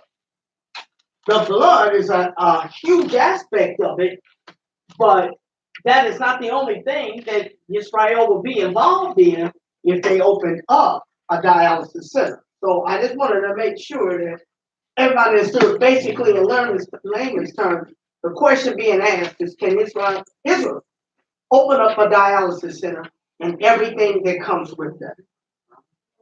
So I will give you. Hallelujah. As you gotta dig the ditch a little deeper. In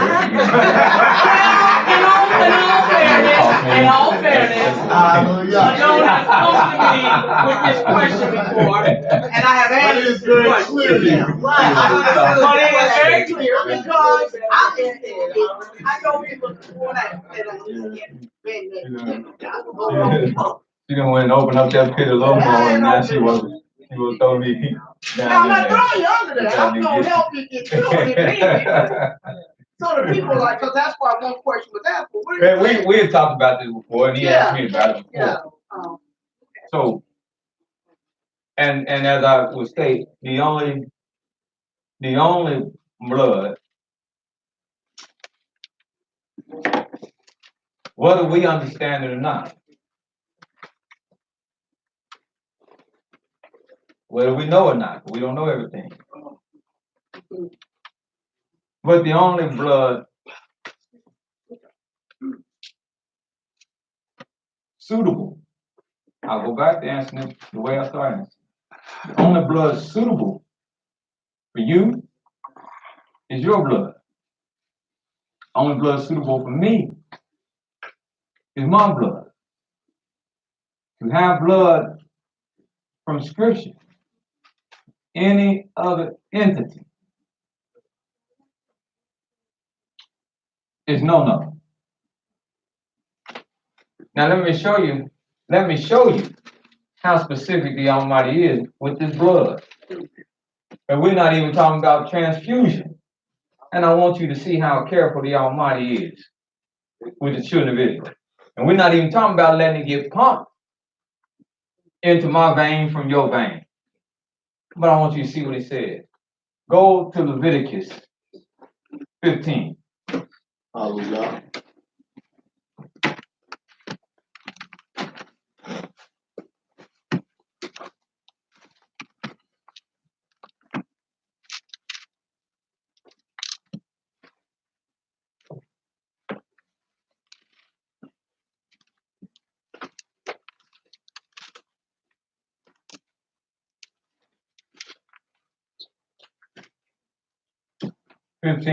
Yes, sir. Verse 19. Hallelujah. Leviticus And chapter before you start, 15. because there's been many things said. And it said, and like I said, let's clear up some things so we can understand. This right here is not even going to talk about intravenous transference. Okay? That's one point. The second point is the two people here, they're very close. They're very close. They're very close. Because it's a husband and a wife. But read what the Almighty said. Start.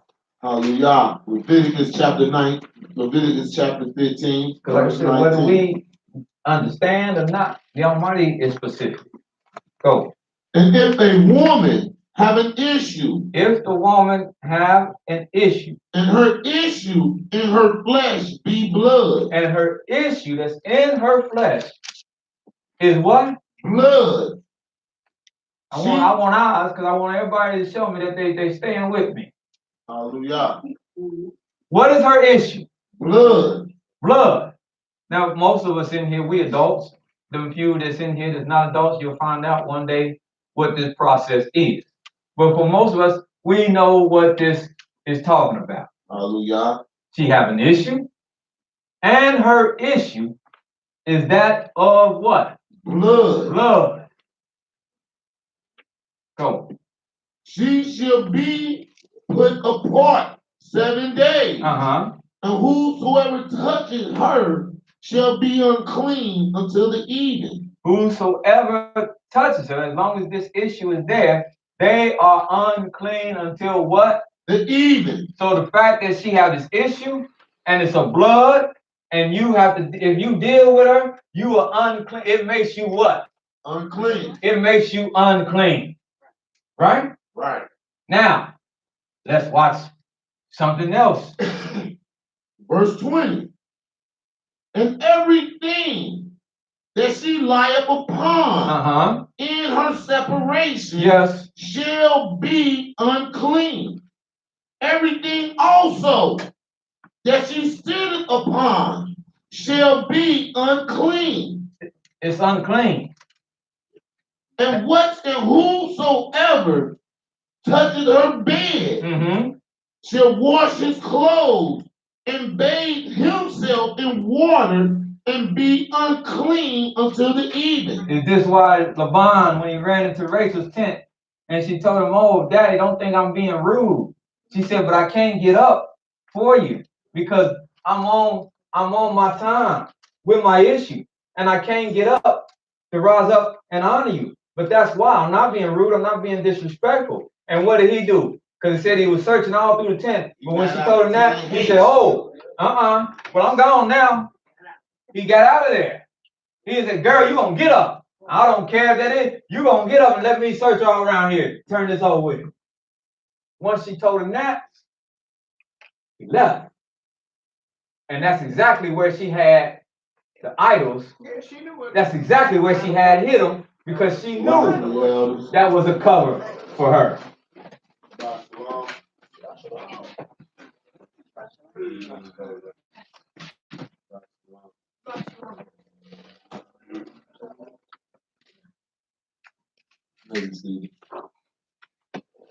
She knew that that was her covering. She knew that she could use that to her advantage. Because she knew he did not want to make himself what? Unclean. So the Creator says, and whosoever touches anything that she set upon shall wash his clothes and bathe himself in water and be unclean until the evening. And if it be on her bed, and if it be on her bed, yes, or on anything wherein she sitteth, when he toucheth it, he shall be unclean until the evening. You know, it might have leaked. And if any man he got on something and he touched it. Go ahead. And if any man lie with her at all. If he do what? Lie with her. If he lie with her. At all. Now we ain't hooked up no machine, we ain't hooked up no needle, we ain't transfer. If he said, and this your wife. I hope. It does say woman. But this should be your wife. Right. Who's as your flesh should become as your flesh. So y'all tight. Y'all tight. But he said, if you lie with her, and what? And her flowers be upon him. And that ain't carnations and roses and pansies. That's this issue. Her flowers be upon him. He shall be unclean 7 days. Now he ain't even unclean till the evening. He unclean for a whole 7 days. Because it's on him. And all the bed where he lieth. And everything he lay on is unclean.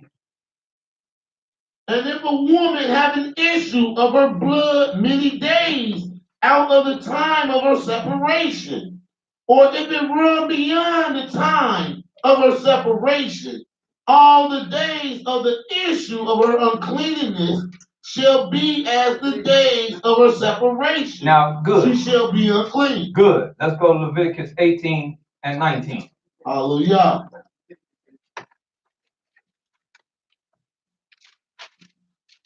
Leviticus chapter 18, verse 19. Also, thou shalt not approach unto a woman. You should not what? Approach a woman. You should not approach a woman. To uncover her nakedness. To uncover her nakedness. As long as she is put apart for her uncleanness. As long as she have that uncleanness, you don't even deal with her. Your wife, you start seeing them little tapes and packages in the trash can that she ain't told you. Into the wash. Hey, you even grab the floor, you grab the chair, but you don't get in there and talk about, oh, girl, let me put this Barry White on tonight. No, Barry White got to wait. I like it too, but Barry can't do nothing for us right now. Because your might said she is not in condition right now to what? Be messed with. Hallelujah. And like I said, I gotta keep bringing this out. I'm not even talking about transferring blood. I'm talking about blood just being Period. based or put on somebody. Nothing to do with it going into the vein. Go ahead. He said you should not what? Approach the Uncover her woman. nakedness. Long as she is put apart for her uncleanness. Now, let's go and see what the judgment is. Go to the 20th chapter, 18th verse. Leviticus chapter 20, verse 13. 18. 18, excuse me. And if a man shall lie with a woman, having her sickness, Now he said, now the Almighty is using another term when this is happening. He said, it's a what? sickness, Sickness, which it kind of is an illness. Because if you bleeding, I ain't never known you to be healthy, and you bleed, even if you bleed internally. Outside of your, if it's escaping outside of your veins and your arteries and you bleeding internal, that's what they call a hemorrhage. If you got some blood going on and it's escaping from places and that it ain't supposed to be escaping from, there's something wrong. If you sitting around, all of a sudden, you sit around out your nose, blood comes flowing down, there's something wrong with you. You don't know exactly what's wrong, but there's something wrong. If it comes flowing out your mouth, there's something wrong. No different than there. When it happens, every 30 day month, however it happens, this is a sign that it's doing something, but it's not time for anybody to be messing like that. Correct. And a matter of fact, it's beautiful. It's on y'all is good because I listened to the radio just yesterday morning. They had a woman on talking about the woman's privacy area. Because she said because she's that kind of doctor, and she was saying how all kinds of things are being said. People telling young women to take cloves of garlic. Yes, ma'am, and put it in that paste. And she said she come in, people come in her office with all kinds of stuff, all kinds of fruits and vegetables and all kinds of things. But what she was talking about, and what she especially was talking about, was the taking care of that area. And the one highlight she made was this: when this happens, is an illness. It is an illness. That's what she was saying. It's like when you get a flu or a cold or something like it's an illness. She said that's why women feel like they feel. She said a man can't understand it because he don't get this kind of illness. But it's an illness. You feel it in your back. It throws off your pH balance. That's why you become cranky. You're outside of yourself. It's an illness. Men can't understand it because men don't get this. So we can. But her, she got cramps. She talking about cramping up all over the place and all this kind of stuff. You sitting there looking at her like, girl, shake that off. Shake that off. Ain't no shaking that off. But that's why the Almighty said this is a sickness. At that time, she is in her, whenever, however long this runs, this is a sickness and you got to treat it like a sickness. That's why as a man, he'd be like, what you do, brother Aaron? I hit the floor. If I have to sleep somewhere, I hit the floor. Because if you're thinking about your Isha, you think about your Isha, I hope not your Isha. If you think about your Isha, you want her to be as comfortable as possible. That's why. Can we talk a little bit? Can we Go ahead. Yes, sir. That's why no man, young men, don't buy this stuff about that's for a woman to do and that's for a man to do. Learn how to cook. Learn how to wash your clothes. Learn how to do stuff. So when she is in that condition, you can go in there and cook for yourself. Not that you don't trust her, but you don't want her standing up, if you care about it, standing up over a hot stove, standing up trying to do stuff, cramming up, all this kind. Not that she hates you, but you're not gonna get that quality meal that you used to getting, cause she trying to get in there and get out of there. Cause she is feeling. I mean, you would do it. If something wrong with you, you don't give your best. You try to do whatever to get you through it. That's why sometimes I tell people, man, you sick, go home. Don't come to work, go home. Cause you ain't gonna be working at your best. And she ain't. Learn how to have patience and be a father and deal with the kids. Go in there with your mama. Her mama, she hollering and cussing us out there because they want to go in there and jump on it and all that kind of, and she cramming up and there playing this. Well, some women, every woman is different. Every woman is different, but some women have severe pain. I went to high school with a woman, she couldn't go to school. Yeah, they have severe problems at that time. But you have to know how to navigate that minefield. Let me tell you something. And I want to keep this light, but I want to keep it serious. There's a man I know. He said, because me and my wife are so tight, he said, I have a feeling, and it has never let me down, that she is getting ready to be like this before it even happens to her. I can come home and tell her because of chemistry. I can come home and tell her, baby, I think, and she'll look at me and be like, huh? Nah. And the next day or two, bam, because of chemistry. And I said, what? He said, yes. He said, and it is never, he said, it's like a sense that I get. He said, and it has never let me down. But then I studied something that brings it to truth. If you are a canine, and the strongest thing that they use is their nose, they can smell it from miles around when that female is in heat. They can smell it. So if now there's relationships and chemistry that you have built, the senses become keen.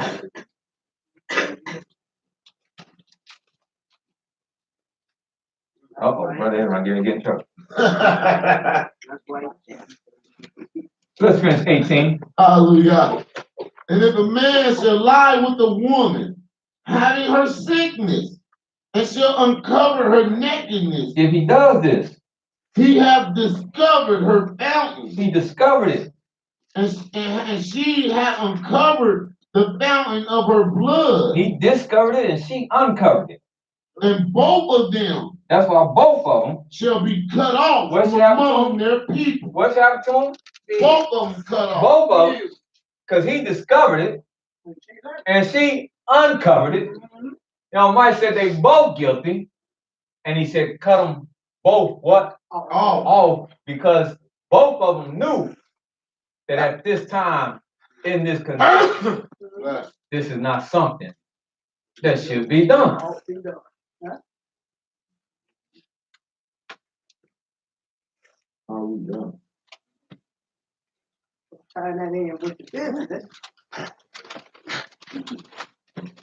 Even when the woman have her children, you must give that body all that time to heal and repair and everything internally to close up. Because as that child come down that canal, he's doing things. And that's why she's bleeding even after giving birth. Doctor told me and my wife, she said, well, I'm gonna tell y'all, she said, you know, you shouldn't touch her, and they had their number of days. She said, you know, you shouldn't touch her. But I said, you ain't gotta worry about that. And then I went to the law. She said, wow. I said, this is how long we wait anyway. She said, huh? She said, oh, that's even longer than what I told you. I said, I know.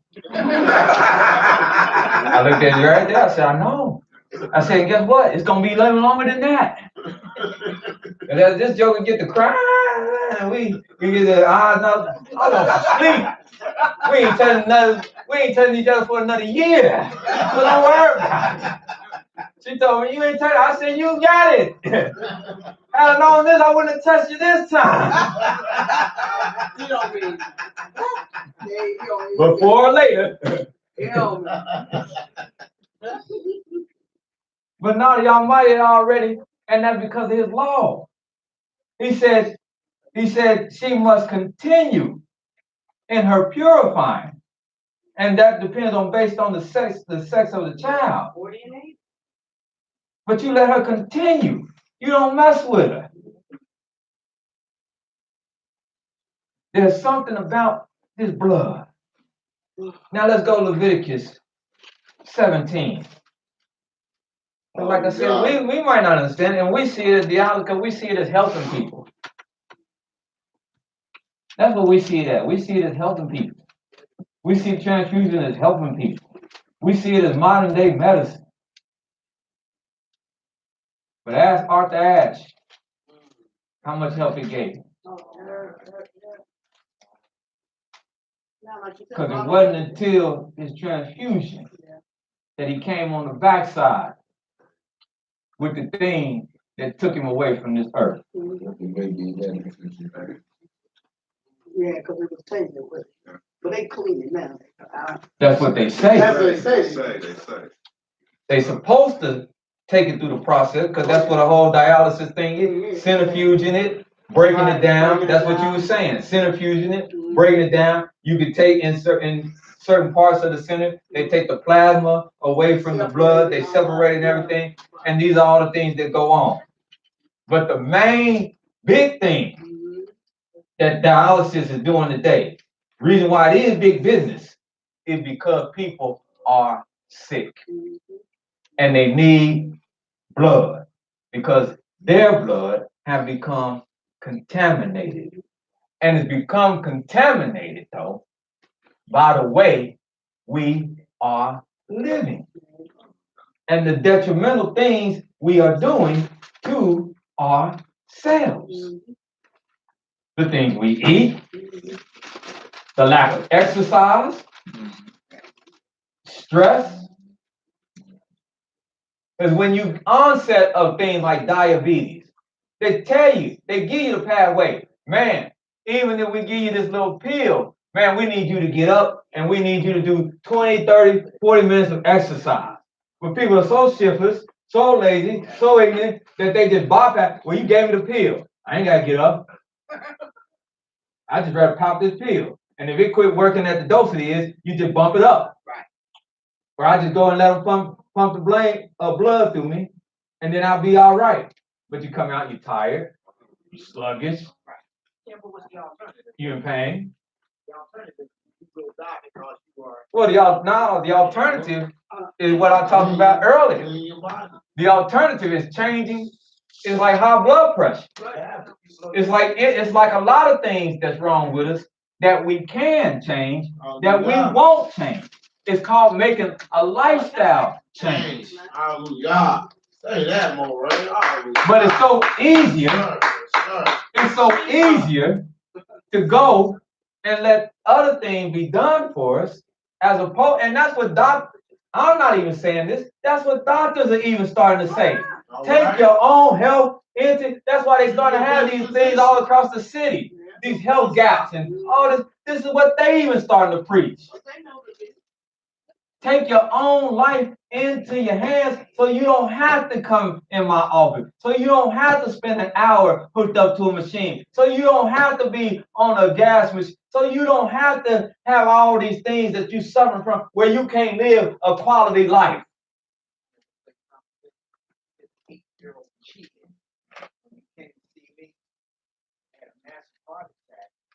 I don't know what to tell you, but they're talking about he may have to go on there because of the situation. And I know and that's because of, and it's gonna sound archaic, Right. it's gonna sound harsh, but let me tell you something. The kids are coming in with congenital heart failure. I know what you're talking about. I spent many days in children's.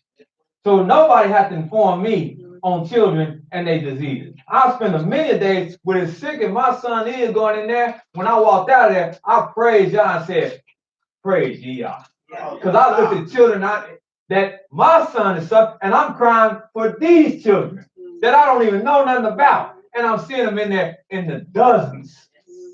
And they're born, many of them born with these things, but they born with them because sometimes what we are doing to them.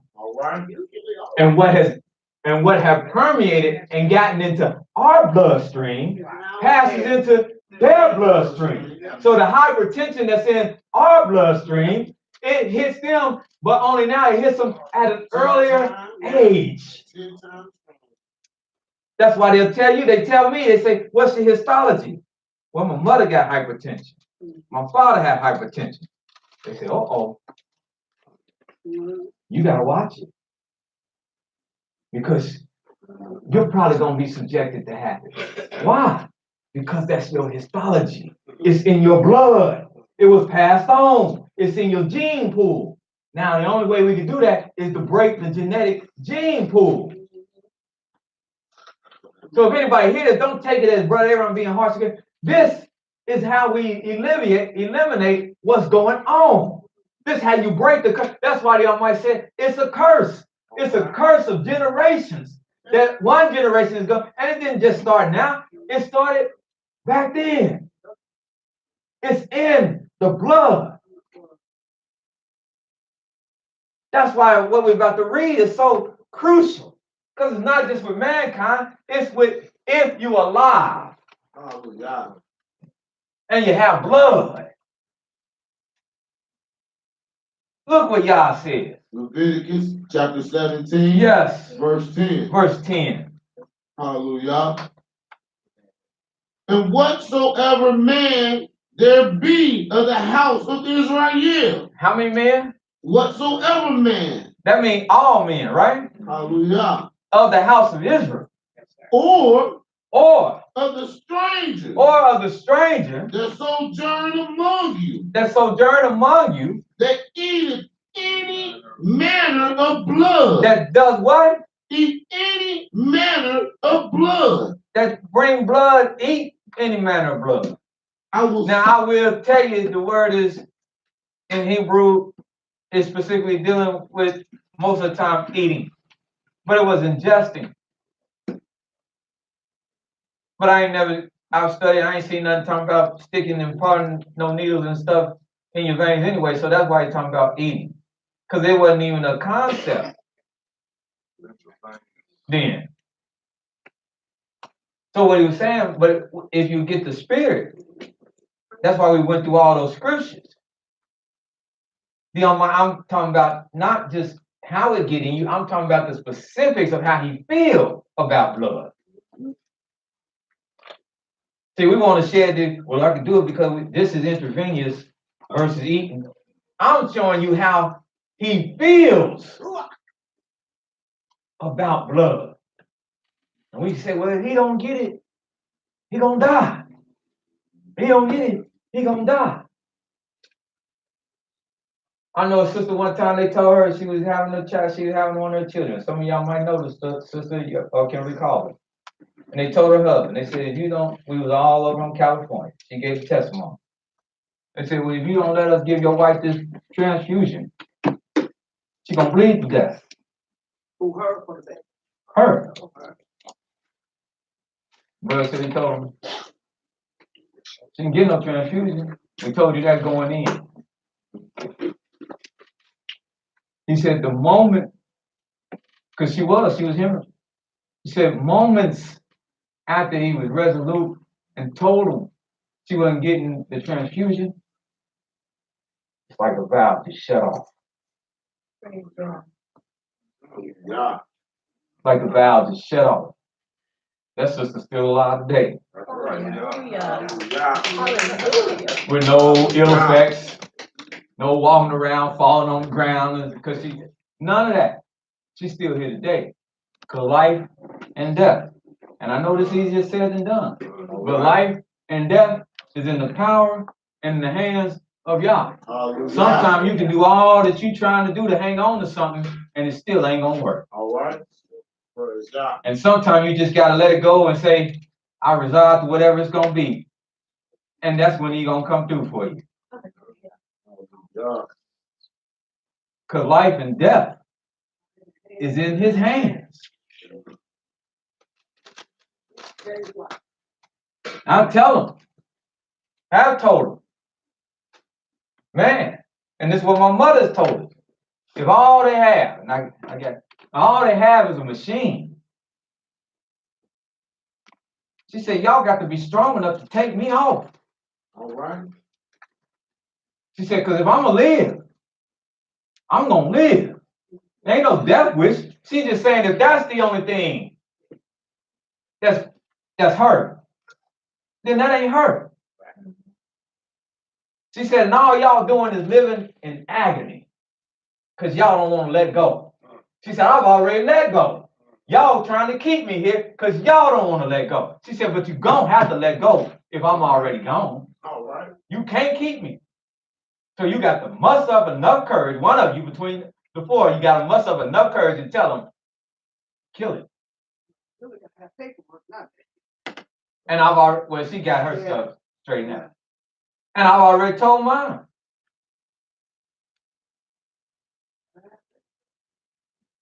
If it come to that, man, don't try to fight. Because you don't have the power to keep me here. I'm here with you anyway. If you take what was good and right and wholesome about me and what I left with you and you utilize it and you walk in, I'm always with you. This just ain't with you. But I'm with you. Let this go.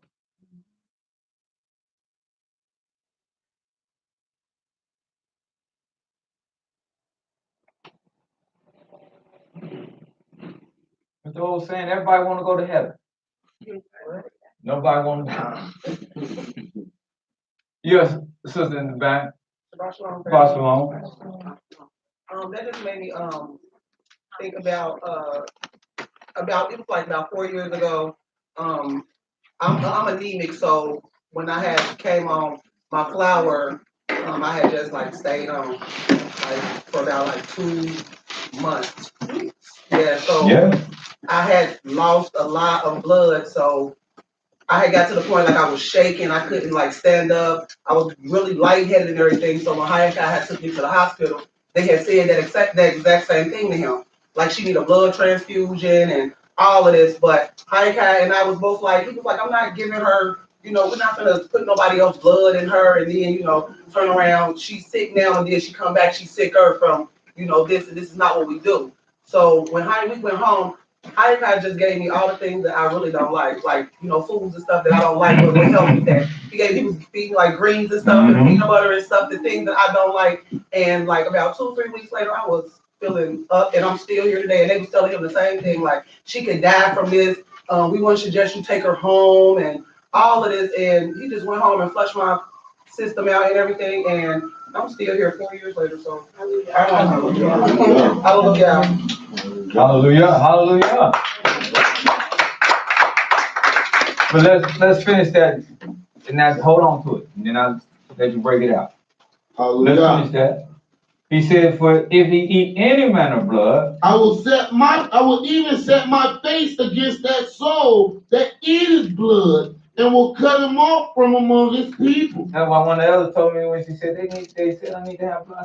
I said, well, if they do anything, elder, and you want to have blood, I said, tell them to draw yours, preserve that, and put that back in you. Because that's yours. That's no different than if I do like this, I bite my, and instantaneously you do like this because that's a natural reaction because you're trying to preserve or if somebody was to stab you or shoot you, your natural reaction is to take your hand and go like this because you're trying to pack it so you can keep it in. Because that's yours and you don't want to lose it. So like I told her, have them draw it because they can do it. That's just a laziness because it's more convenient to go and grab something out of the refrigerator and bring back and do. They don't want to go through the process of doing that. But they can do that. Because the Almighty said, and anybody that knows, and people that know, they do it. But most people don't do it because they say, well, it's just so easy. That's what they say, and then that's what they say. The people think it's so easy. Who want to go through all that? Then they draw a line, then they think, you know. But the Almighty said, if you're dealing with anybody else's blood, he said, that's a, he said, and I will set my face, what? Against that people. Against that man. that soul. That soul. And will what? Cut him off. From what? From among his people. For the life of the flesh is in the blood. And you can never know getting blood from what you're getting. I don't care how much they centrifuge it. You get blood and it came from another person, and the Almighty did say the what is in them? The life. The life. You getting some of their life essence. They could be all crazy as get out. No, I'm talking about a person that donated. They could be all crazy as get out. They pumping in you. Now you started 12 personalities. Wondering what's happening to you. You got Ricky shaking. Because the life of flesh, your life is yours. It's in your blood. The life that flows through that beast, it's in his blood. That's why he said when you kill the beast, get the blood out of you. The meat, ain't nothing wrong with the meat. People talking about it meat to kill men. It ain't meat to kill men. It's the contaminants that they haven't gotten the meat prepared right. The Almighty has always let man eat meat. Because it ain't the meat. It's the way that they have slaughtered and not properly done it. And you're supposed to get all the blood out of that beast. Take it out. That's why. And we'll teach on the one. I was telling them coming in.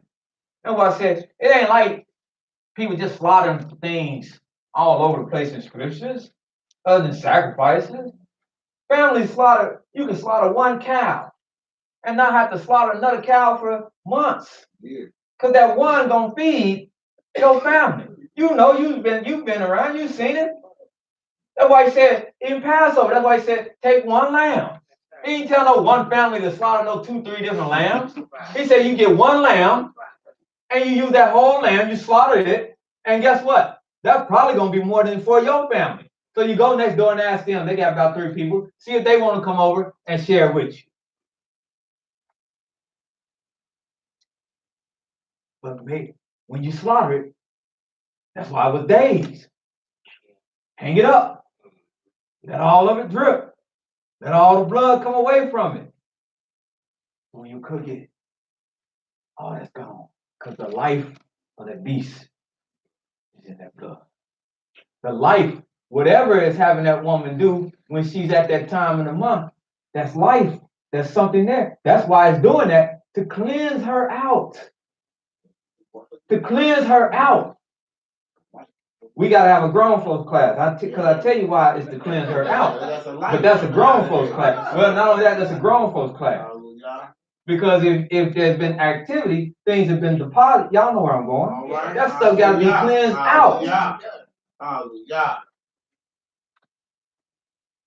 But on you said with the meat, you said you are not supposed to cook meat that already have blood in it, correct? You're supposed to get that blood out of there. So if you to get the blood out, but yet we go to the grocery store and the packages of meat have the blood in it. And you're supposed to bring it home, and you can do the same But thing. the Most High says you're supposed to do it when you slaughter. See, he didn't say when you slaughter, he just said make sure that you don't eat the blood, because you do the same thing. You get that package home, you break it open. What most people do, they get it home, they break it open, and they dump it right into the skillet.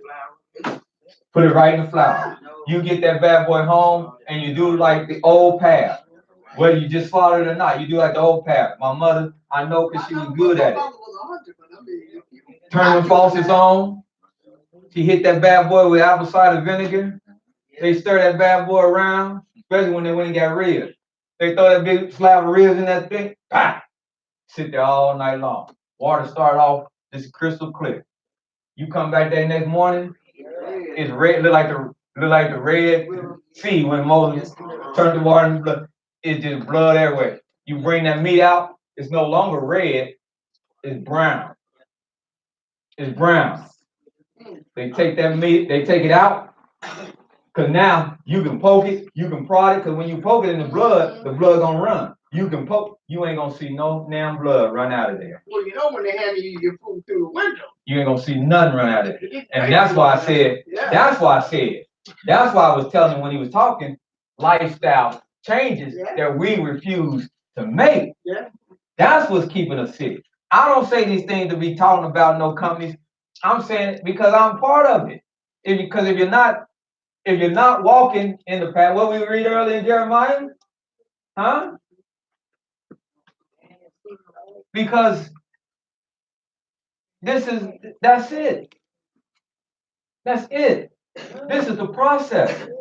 But this is why when we used to hit cancer, we used to be like, what was that? Because we were so far removed from that because the way we practice life. But they trying to catch it. Not only we know this ain't secret. They're catching us in all the traps: the food, the air, the water. I saw a report last week. I told you about water, the cancerous agents in it. That's why you can't even distill and catch rainwater, because they know it's raining out the cloud. It's illegal. If they wanted to, they can come down on your head if they caught you distilling and catching rainwater.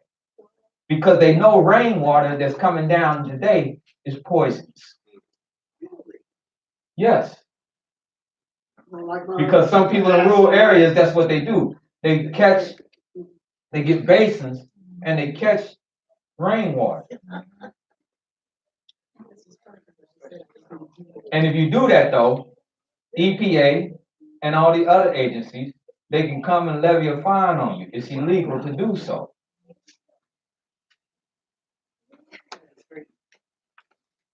It's illegal to do so. But the water is bad because I've been growing things for the past couple of years. And then my mother, she was even like, are you gonna grow, you're gonna grow? And I had several reasons, but one of the reasons why I ain't been too anxious to grow nothing is because I've been seeing the effects on my plants. I've been spending money on seeds and crops, and I've been seeing the effects on that they're not even producing nothing. Because the water that I'm getting, even the rainwater that I'm getting, is toxic. With all the stuff they go up and spray, them chemtrails, when it comes down, it's toxic. So would you rather buy your food or grow your food? You still, yeah, you just gotta, in that instance, you still gotta, that's why I said I'm not saying don't. Oh, yeah. I'm saying, but you got to know still what's happening. Yeah. You don't be surprised when you walk out and be like, man, it ain't growing right. My tomatoes ain't growing. I'm just saying that's what's happening. Yeah. Because that's part of this beast. That is part of this beast. Mercy, y'all. That's why our walk has to be the way This it beast. is. I got some in the ground. He have secret gardens underground where he's growing things. That's why the big company, that's why they put a patent on all of the seeds. And they put all the seeds up, and then they put out the seeds that they want people to have. Well, you can't buy seeds out of a store. And most of the seeds are contaminated. Yeah. And at least it was ET. Most of them are one generation. Mhm. They're gonna give you one crop, and that's it. That's it. Yeah, but that's like I said, that's the book of Daniel. But let's stay on this blood, and then we get to the seeds. Is that the reason why the enemy eats his meat the way that when you see them eat That's why the heathen. hamburger, That's why the heathen. they eat it like that? Yes. Them that don't know no more, don't know no better. Them that don't know the Almighty's word, and I'm glad you did sneak that in because that's a good point. Again, that's why they telling you we open up these kind of business. They don't know the word of Yah. It seems to us as if they do, but they don't. They don't know this because they don't know He's particular about blood. Now, him being particular about blood, I'm gonna show you. And we don't know He's particular about it because we've been so far removed. Go and talk to your peoples. They don't know, they gonna look at you crazy. They don't know nothing about this. Blood. Why you worried about all that? Remember, this is supposed to be all done away with. Uh-oh, he wants to. This is supposed to be done away with.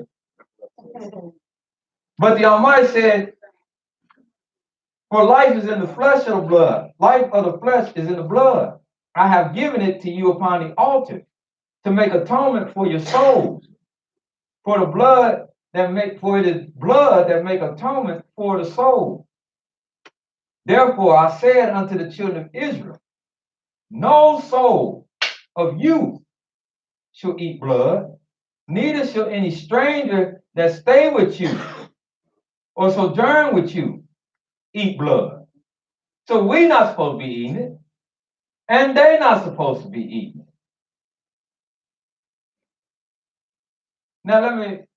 Now Maya is real particular about blood. And them that understand how particular he is, they gonna get particular about it. And let me show you how particular they gonna get that understand him. Go to the book of First Chronicles. You see, y'all might have to give you a kind of weird mind to see and understand these kind of things, I guess. But he speaks to you. Go to First Chronicles. Hallelujah. Chapter 11. Hallelujah.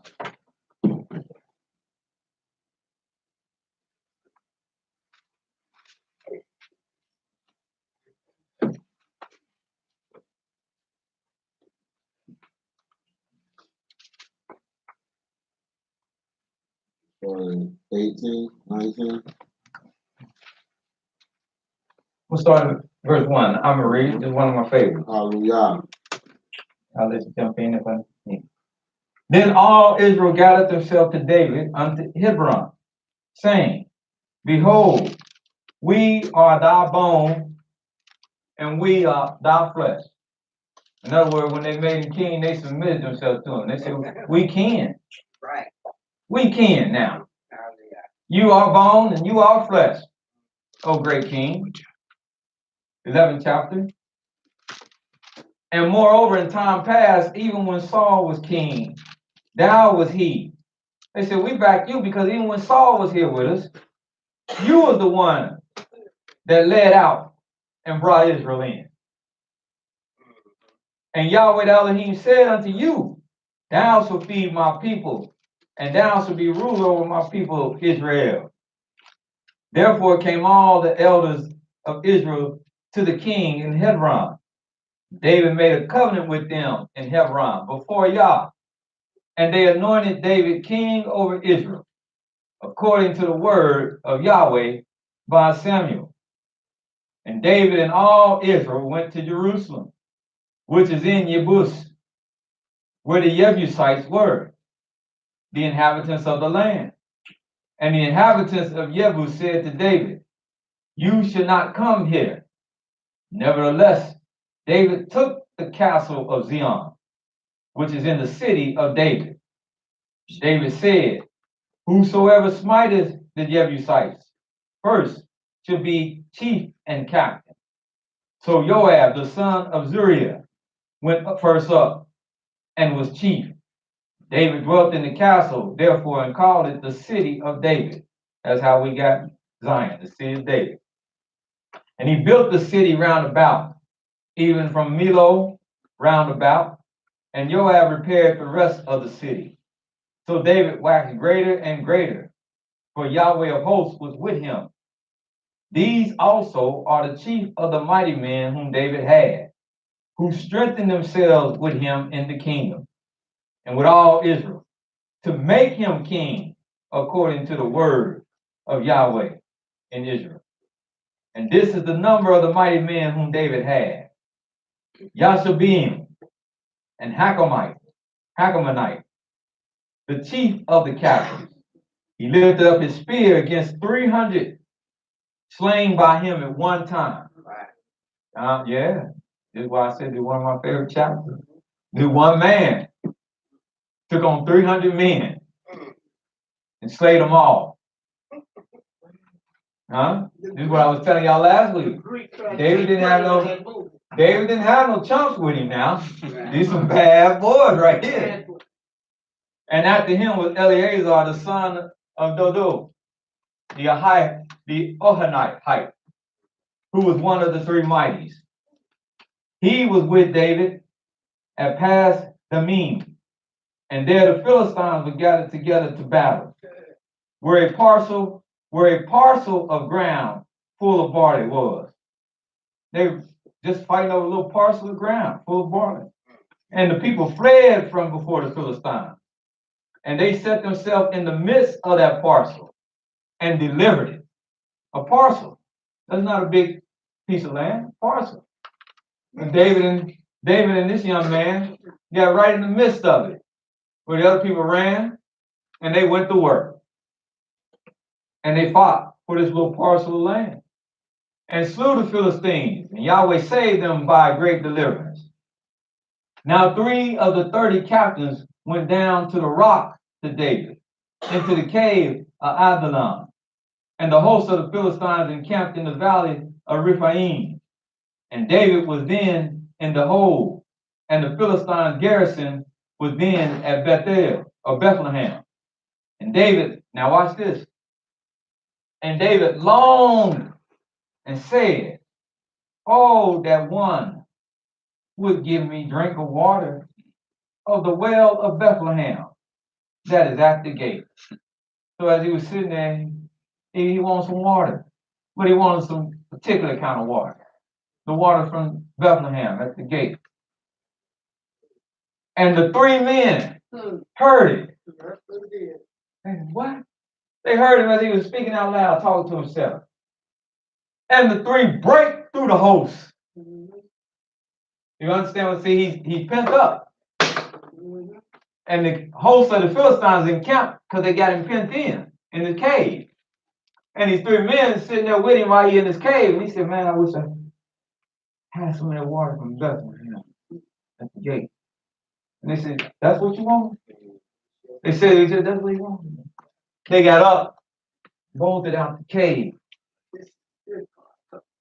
and break through the host of the Philistines, and drew water out the well of Bethlehem that was by the gate, and took it and brought it to David.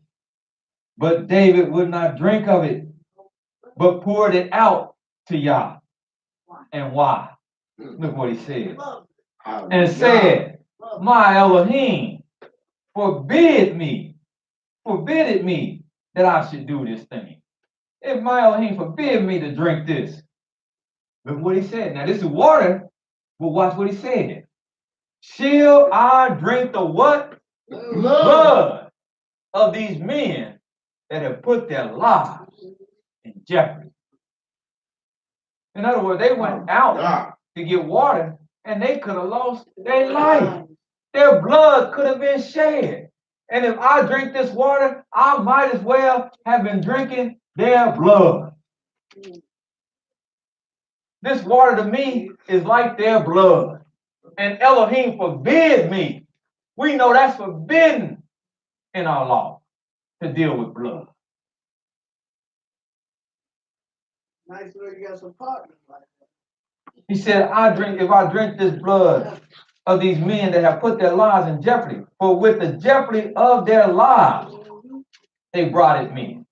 Therefore, he would not drink it. These things did these 3 mightiest. David said, I won't drink this. This is, might as well brought me, cut themselves and put their blood in the cup. He said, they put their life in jeopardy. And the life of all flesh is in the, they could have easily got killed for a chalice of water. But that's how much David was concerned about their life, and that's how he viewed blood, and that's how much they loved them from David. This is true homies. Oh, God. Huh? These true homies. Huh? I can't get my kids to move sometime for a bottle of water. He cat heard and told him, they said, man, let's go. And went through a whole camp. Nothing stopping it. We gonna get this water, we gonna bring it back. But David looked upon it as blood. And you see his attitude. He would not touch it.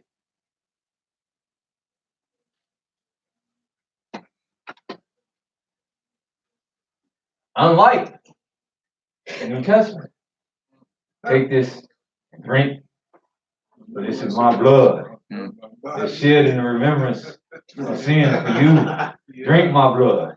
Drink it. David said, no, we don't drink the blood. He just drinking my blood. Huh? Is that what huh? Huh? Is that, you see the opposites of the two? You see a man after y'all's own heart? He said, I can't drink this. This is blood. This cat said, yeah, this grape juice. Just think you drinking my blood. This wine, just think you just my blood. Drink it. See, two different mindsets, don't you? Huh? Yes, sir.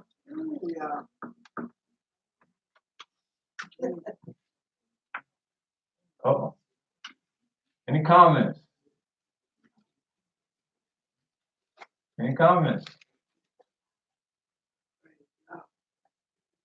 I just wanted to ask Don, did he get his question answered? Yeah, that's what I'm asking. Any I'm comments? looking Any? at his face. Hey, you know when y'all deliver an answer ain't what you really wanted to hear, you get that look on your face. Praise I mean, you God. can keep going and somebody Praise just God say, for right. yeah, but Hallelujah.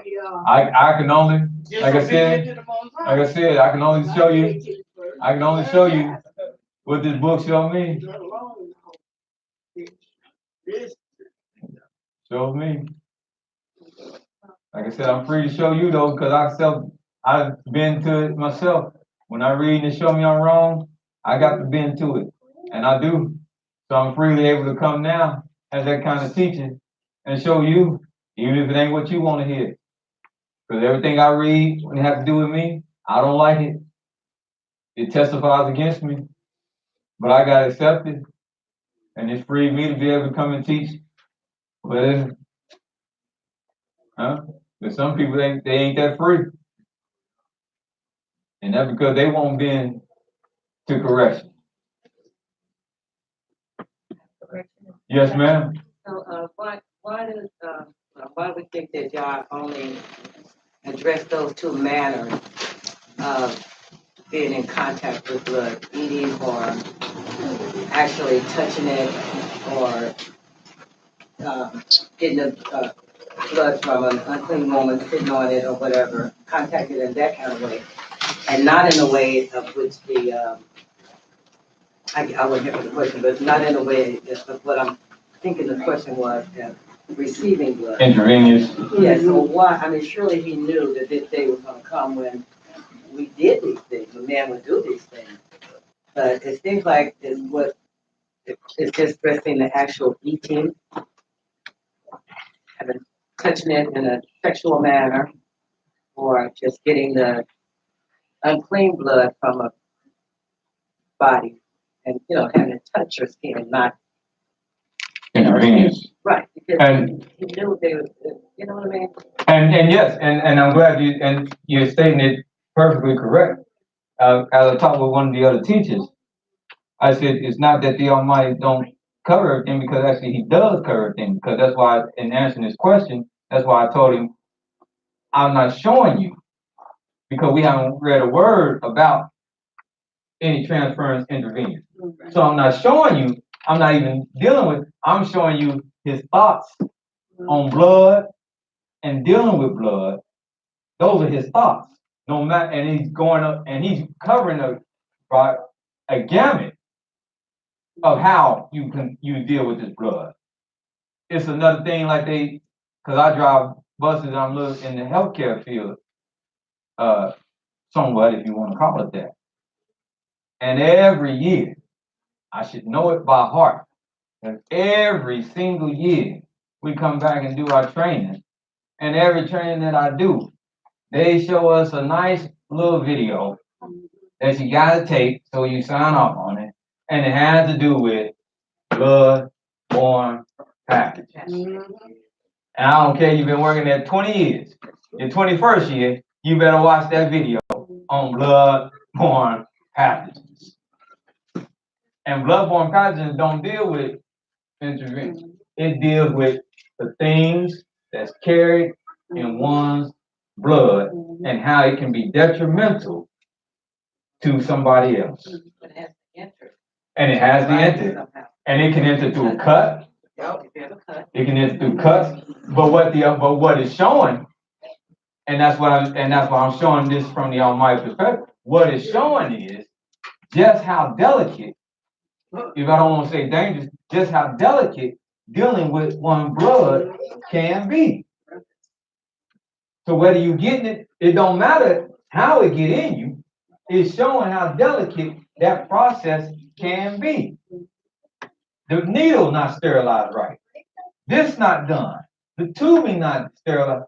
It is, and what you have here, you didn't have a practice here of just plugging people up and pumping it in, because I don't see that nowhere in Scripture. But the Almighty is covering it by covering all them bases that He's not dealing with no one particular way how it's transferred. He's dealing with a variety of ways that it can be transferred. And through that message, He is telling you, do not deal with blood. Even when He tells us about murder, He said the shedding of innocent blood. That's why He told Cain, He said, what have you done? He said, your brother's blood is what? It crieth out to me from the ground. That's why the Almighty said, why are we under this curse? Why is it so much bloodshed? Why is it so much bloodshed? Before we get to our break. Well, let me show you why it's so much bloodshed. Let's go to the book of Numbers.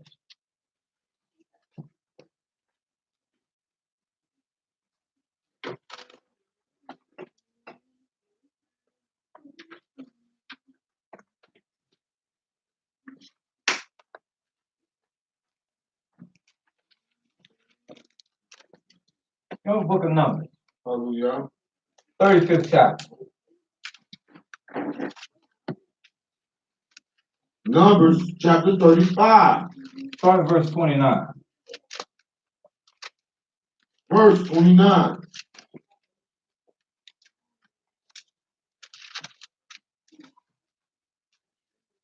So these things shall be for a statute of judgment unto you throughout your generations in all your dwellings. As he's reading, life is precious. Would you agree? Hallelujah. And what is life?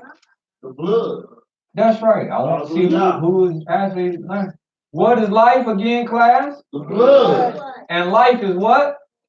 Precious. Hallelujah. And when something is precious, you must deal with it delicately. Hallelujah. Go ahead. Whoso killeth any person, Yes. the murderer, shall be put to death by the mouth of a witness. No. But one witness. By the mouth of witnesses. By the mouth of witnesses. But one witness shall not testify against a person to cause him to die. Moreover, you should not take satisfaction for the life of the murderer, which is guilty of death. But even all that said, you should surely put him to death. The Almighty is pro-death penalty. You should not take satisfaction for him that is fled to the city of refuge, that he should come again to dwell in the land until the death of the high priest. Look at 33. So ye shall not, do not be a murderer, is what he's saying. So ye shall not pollute the land wherein ye are. Because whenever blood is shed, whenever the blood is let, whenever it is done, that's delicate matter. That's something precious. And when they doing this, drive-bys every night, shooting each other down every night, they are greatly polluting the land. And that's why the land is polluted. And that's why it's under a curse, because it's polluted. Blood is screaming out. Blood is crying out. It's crying out from the sidewalks of Bond Hill and Avondale and over the Rhine and Seven Hills and Mount Healthy and Compton, California and Augusta, Georgia.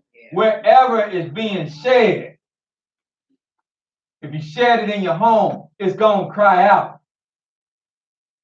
You can say a figment of imagination or whatever you want. Some people said they come to home where they know people have been murdered, and they said it's a vibe there that they get, uneasiness that they get, a spirit that they get. You see, man, what? And they say people that practice that thing, they can go in the home and that's what they can sense. They say, man, that person died right here. Violent death. You know, his spirit is still here.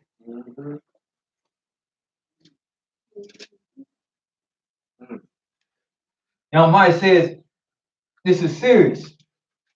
For blood, it will defile the land when shed like that. And the land cannot be cleansed of the blood that is shed therein, but by the blood of him that shed it. The only way you make this right when a life is taken is that that person who took it forfeit his life. That's the only thing that makes that equal. Anything else, life in prison, double life in prison, 2 life sentences, 3 life sentences, it don't cut it. Only thing that cuts it is if he's guilty, you take him and you end his life. Oh, yeah. So that the land, therefore he said, defile not therefore the land which you shall inhabit, wherein I dwell. For I, Yahweh, dwell among the children of Israel. Now I don't want to take, if knowing that and have read all this, you don't have to tell me whether it's intervened, for me, whether it's intravenous or whether it's eating through the mouth or however it's consumed, I understand he feels a certain way about blood and blood coming into my system. If he don't even, like they said earlier, if he don't even want me to eat nothing medium rare, if he don't even want me to eat it, this is what he's feeling. So he is covering what he knew later would come. Because he knew later man would get the ingenious idea, this is how we do it. Just like man got the ingenious idea, well, we don't know what's wrong with him. So here's what we'll do. We'll cut him. We'll just make a lot, because that's what physicians do. They used to cut people and slit people and let them bleed. And they say if they bleed, then when they bleed enough, then they'll make more blood, and then that blood will be healthy. Okay. So they just cut on him. You come back and get him off the table, be like, well, wake up. And he dead. No stuff, Sherlock. No stuff. They did all kinds of things. They did all kinds of things. Like I said, now if you're gonna do the transfusion, and the Almighty will be with you, because like I said, that is yours. As I told one of them, they were telling her to do it. I said, go to them, because they ain't gonna be able to tell you they can't do it. They'll tell you that because you don't know nothing about it. I said, they plan on doing it. And here's another thing, see, when you understand surgery, and it's almost time to do a break, I know. Here's another thing. If it's a planned surgery, there's no reason why they can't take yours and store it if it's planned. Because here's medicine. Because if it's an emergency surgery, you ain't trying to put no blood in somebody. You trying to clamp off the veins and arteries to keep the blood from flowing out. Because if it's an emergency, like gunshot, stab wound, it don't matter if I hook you up and start pumping blood in you without closing up that wound, the blood I pump through you is just gonna go. So you're not in the emergency part. That's not even a thought of, do we hook him up? That's only a thought after you're in recovery or something like that. But in an emergency situation, we trying to clamp off whatever it is, clamp that off, clamp that in, get this thing prepared, let it heal, then talk about sending some, what the Almighty and the body is beautiful. Once you get it healed, once you clamp it off, the Almighty with a healthy body is going to start letting it do something that it does on its own, and that's repair itself.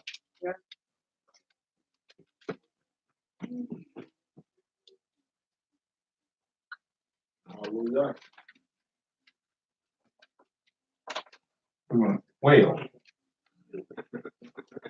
yes, sir. I might not ask because we want to get to our break, but go ahead and ask it, and I'll get to it after. Go ahead. So even though this person or these people taking their blood, filtering it, just putting it back in, that's still a abomination. No, I said that's what you could do, because that's yours. All right, so that's all they're doing. All you're doing is taking the blood from them, filtering it. Yours. No. Not somebody, not another entity. Yours. Only deal with yours. From your body. Not from nobody else. Not none that they get from me and then they won't put it in you. You can have them use yours. All right, so that's me. By them needing this, it's just absurd. You know, something that, all right, I'm gonna keep you alive until they can find you a kidney or correct the problem. So I noticed you didn't mention that because dialysis is lame. it just, all they doing is taking their own blood, filtering it, and pumping it back into them. If they are dealing with their own. That's what this is. It's not a fusion or anything. It's their blood, and it's just going through a filtering system, come out, and then pump right back into them. What is it, about 4-hour, 5-hour process? Yeah, Not we doing don't anything encourage with their dialysis. blood, other than cleaning their blood. That is true. So Because your own, that's why I opened up earlier, your own is the only thing you can use. That's yours. But he's saying, is it legal that we should be doing, open up a center? Going through the insurance company and Medicaid and all that fraud, open up. a center to provide service. Well, having said that, you go get a tooth pulled or having said that, there's no law against it. It's a law against corruption. Well, that's another thing we talk about. The other stuff, that's another. But I've showed you the particulars. I've showed you the particulars of blood and how he feels about blood. And you would have to make sure you in them parameters. If you can't stay in them parameters, I would not touch it. And you know the parameters. I know the parameters. All right. I would not touch it. Because all that glitter is not gold. Inject fear into the problem. That causes people to jump. All right? You ain't too convinced. Any other comment from anybody? Anybody else that's not too convinced or on limbo or don't see before we go?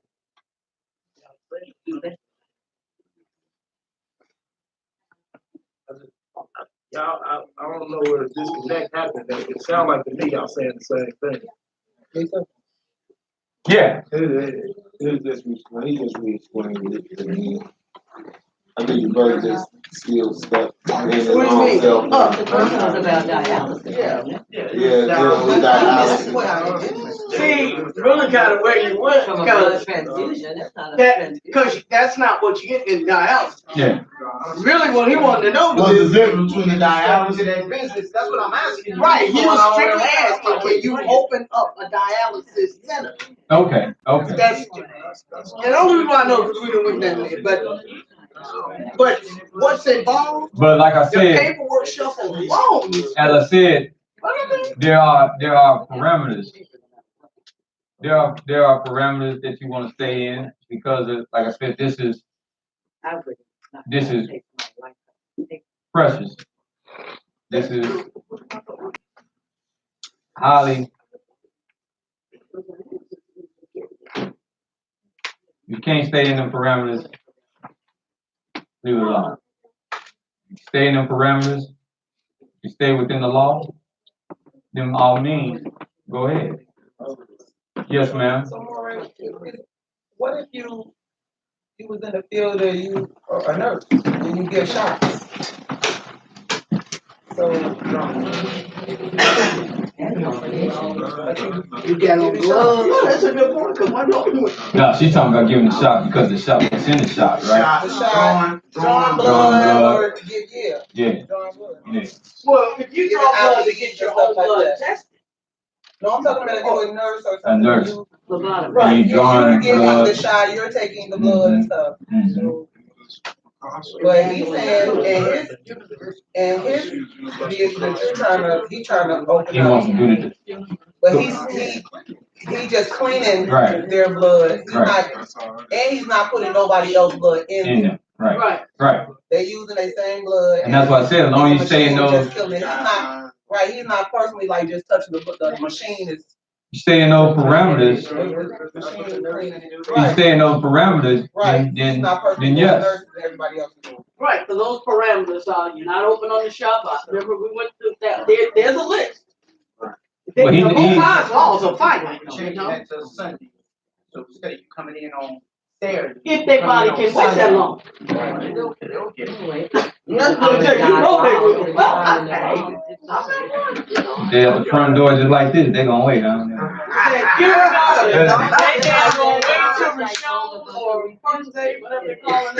And that's when you'll do it, but yeah, you know, the parameters of that. I think that your business would be like working around different schedules of people that work around, that can work I around. think if you, once you lay out the guidelines to, Right. like you're doing it on the Sabbath. Right, your business will be open from like Monday, no Saturday, No, Sunday.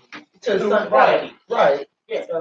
So however they want to do it, instead of you going Monday, Wednesday, Friday, Tuesday, Thursday, and Saturday, you can do that. You can just, move some For stuff the around. Yeah. patients who can Do believe or try to trust, do yeah, that, yeah. right. And it don't, Key of you know. it is, all of it is to stay within the Yeah, guidelines in which that's what y'all I'm have saying. set forth. So no matter what the business is or how you wanna do the business, if you're able to keep the business within the guidelines, then it's something that you wish to pursue, then pursue it. But if you can't stay within the guidelines of walking with y'all, then don't do it. But you still can do it if you want to, if you choose to, but you just choose to go against y'all on how you do that. Hallelujah. Well, like I said, to expedite everything, I just showed you his likings on blood, what he has considered, to give you the thumbs up to go ahead and do it. I'm not doing that, that's your decision, that you have to make, if that's the venture you wanna get in. In all fairness, he has seen a lot that he felt there's a need for our people. And that, well, it is a need, but a major need is to help them not to get there. Well, no, once you hit dialysis, there's an old saying. It's over. It's okay. I've seen Thank few you. people that once they get there, If you're on so many medications, they won't even give you the kit. If you got hypertension, they won't give you the kit. You go at the bottom of the list with certain criteria. And I wasn't knocking you then, I'm not knocking you now, but a major thing we need to do is let's not get to that point with education. Yeah, but that's the That means it's easy. Than just education. But it's gonna happen. Well, And so I don't think that they're breaking the law to have a dialysis, business or whatever. but That is dialysis also medications are involved. well, there's a lot of sidebars of this, we'll be here all day discussing the paperwork and the medication and all that kind of stuff. Oh my gracious. No, cause see, it's amazing, Moray, that we're talking about this, cause we actually have a friend. Right. And those two dialysis 2-3 times a week, if not every day of the week. He has no kidneys, and he hasn't had them for almost 10 years now. Along with left, right, but he goes to dialysis all the time. And so she was asking, we asked me about it. And one thing I'm saying, based on what the elder says, if you go into dialysis, it says that it's over. And she's trying to say, well, how is that? Because he's still alive. But that's the whole point. If he stopped taking the dialysis, he don't have nothing to clean his blood other than his liver. And with the amount, so without dialysis, he won't be here. Because that's what cleans his blood. Is him getting the dialysis. Is that correct? Or along? If it's what's cleaning, and I'll say this, and then we're going to adjourn. I see we might have to come back and deal with it. The creator and what I've showed in the book is crystal clear. Hallelujah. About the consumption of blood. Hallelujah. And what I showed is about the consumption of blood, the transfer of blood, the getting blood from one entity and going into another entity. If you're talking about the cleansing of blood, as I stand here, via machine, some people might not cleanse the blood via machine. Some people might cleanse their blood via detox. They cleanse their own blood. They're cleansing their blood. If you're cleansing your own blood, if you're purifying your own blood, that is taking your life into your hands. That is assuring that the life that you have, which is in the blood, is being sustained if you're purifying your own blood. And I thought in the teaching that was clear, that what the Almighty is expressway against is blood from one entity going into another entity, no matter how that happens.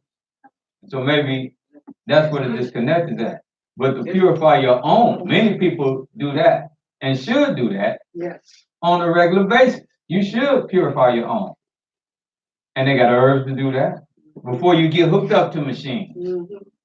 They got food to do that before you get hooked up to machines. Like I said, that's what the Almighty is requiring.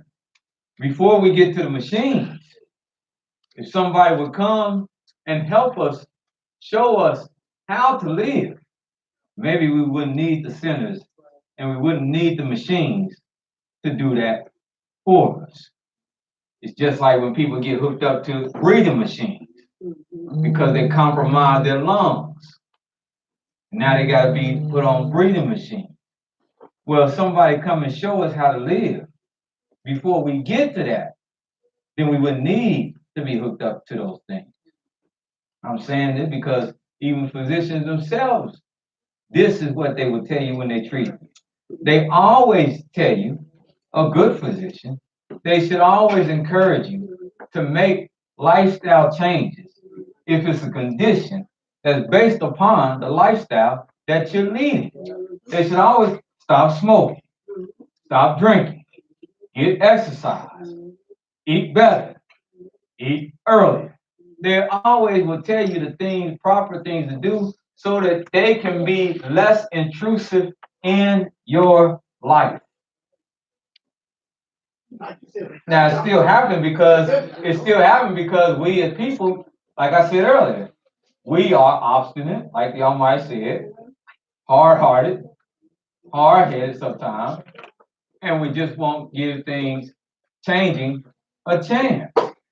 We won't give it a chance. But we have them, but you do have them cases where things are an anomaly and things are happening. And you might have to go. Because like I said, even when I stayed with Greg said, what we first got to do, we'll get you tested. He said, if they give you something and it's clean, he said, you take it. He said, once we get you back in balance, that's what I loved about him being an herbalist.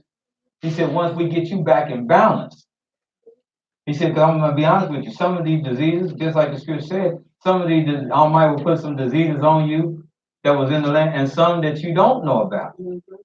He said, and some of them come on you and they're so devastating, they're so quick to the body, you have to go sometime to the white coats. That's what he used to call it. He said, but once we get you back in balance, he said, then we're gonna kick in on the lifestyle change, and we're gonna introduce these herbs to keep you where you should be. A holistic remedy. He said, but sometimes you just might have to go to the white coats. It's the same thing I told my brother one time, and this is it. They said, I said, I wish that one of my predecessors, I said, I wish he would go to the doctor. Not saying he don't trust me on my, I just wish he would go to the doctor. Oh, he gonna do the herb thing. He gonna do the herb thing. And I hear it even today, that you need to put them, and I know I say what I say, but I always try to have a disclosure. So you need to put them doctors, I say, good. I say, doctors just the most horrible thing. Yes, you know, the way we make it seem sometimes. I say, good. One of y'all fall down, bust a bone, and it come flying through your skin. I don't want to see y'all run to the hospital. Get somebody, get you some herbs. Rub on that bad boy. Rub on that bad boy while the bone is sticking up like this. Rub them herbs on that bad boy, and just go home and wrap it up and sit there and wait on it to heal. And let me see how that feels for you. Because I know the first thing he gonna do if you got bone sticking through your flesh, first thing you gonna tell somebody, give me the urgent care, give me an emergency room. And I make that because some things require that kind of attention. And once you get it done, then you can do the other thing. Yeah, don't disappoint. I know we gotta go. So those are anomalies. You mentioned about there are times and detoxing your own body. You know, a couple of years ago, Maisha and I were on a go-with group to Ghana. Now, when you're going overseas from America to Africa, there are a list of shots that you have to get. But if you go from America to Europe and then into Africa and you want to spend that X money, you can't bypass. Now, I knew that part was there. I've been researching that for a long time. The thing is, the group that went, after they went, they detoxed themselves. I mean, after they went and got the shot. That's why you try to get the shots closer to the time, wait as long as you can, but with enough time, at least 3 weeks to a month, where you got your shots on record, so they're still good, and then you detox yourself. And I mean, detox, there's business, because the last I checked, it was yellow fever. There's about 5 shots, serious shots. I took yellow fever, and I didn't want to take it. Measles. Several of them. Black syphilis. But because y'all saw that. And then we're gonna close out. Y'all saw that cruise ship. Yes. Owned by the little religious group. Oh yeah, the Scientology. Yeah. Scientology group. Oh yeah. And they shut it down. They won't even let it out their port. The country that they went into the port, and everybody on there got measles. So they stuck over there. Yeah. They won't even let them. They quarantined over there. They shut the whole ship down, and they can't come out of that port because that whole ship. And they shut that bad boy down. In California, if you don't immunate, your children cannot go to school. Can't go to school. That's getting ready to make a movement all around the globe. But what I was showing was his feelings definitely on intravenous. Yeah. But it's good to cleanse your blood, even if you're not on going nowhere. Dialysis, even if your kidneys are not messing with you.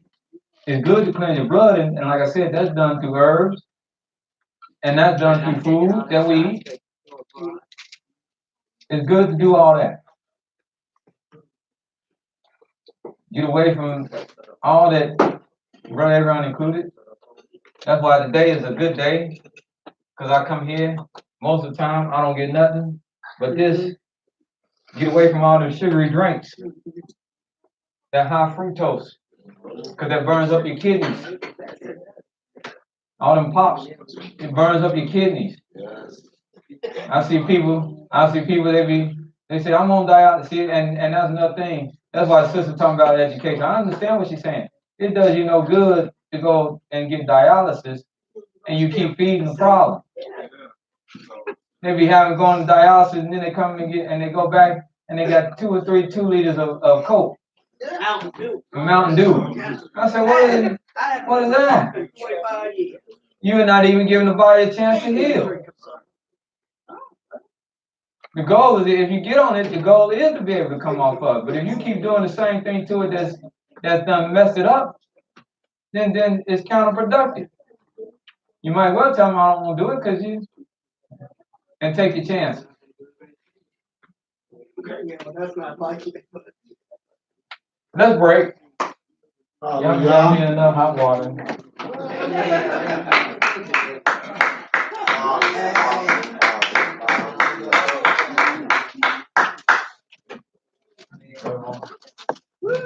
You just waiting on me to say, go ahead. Go ahead, President. Go ahead. I give you my approval. You just like, you want me to be like the Pope. You want to be like the Pope with the old gangsters. I give you my approval. Go ahead.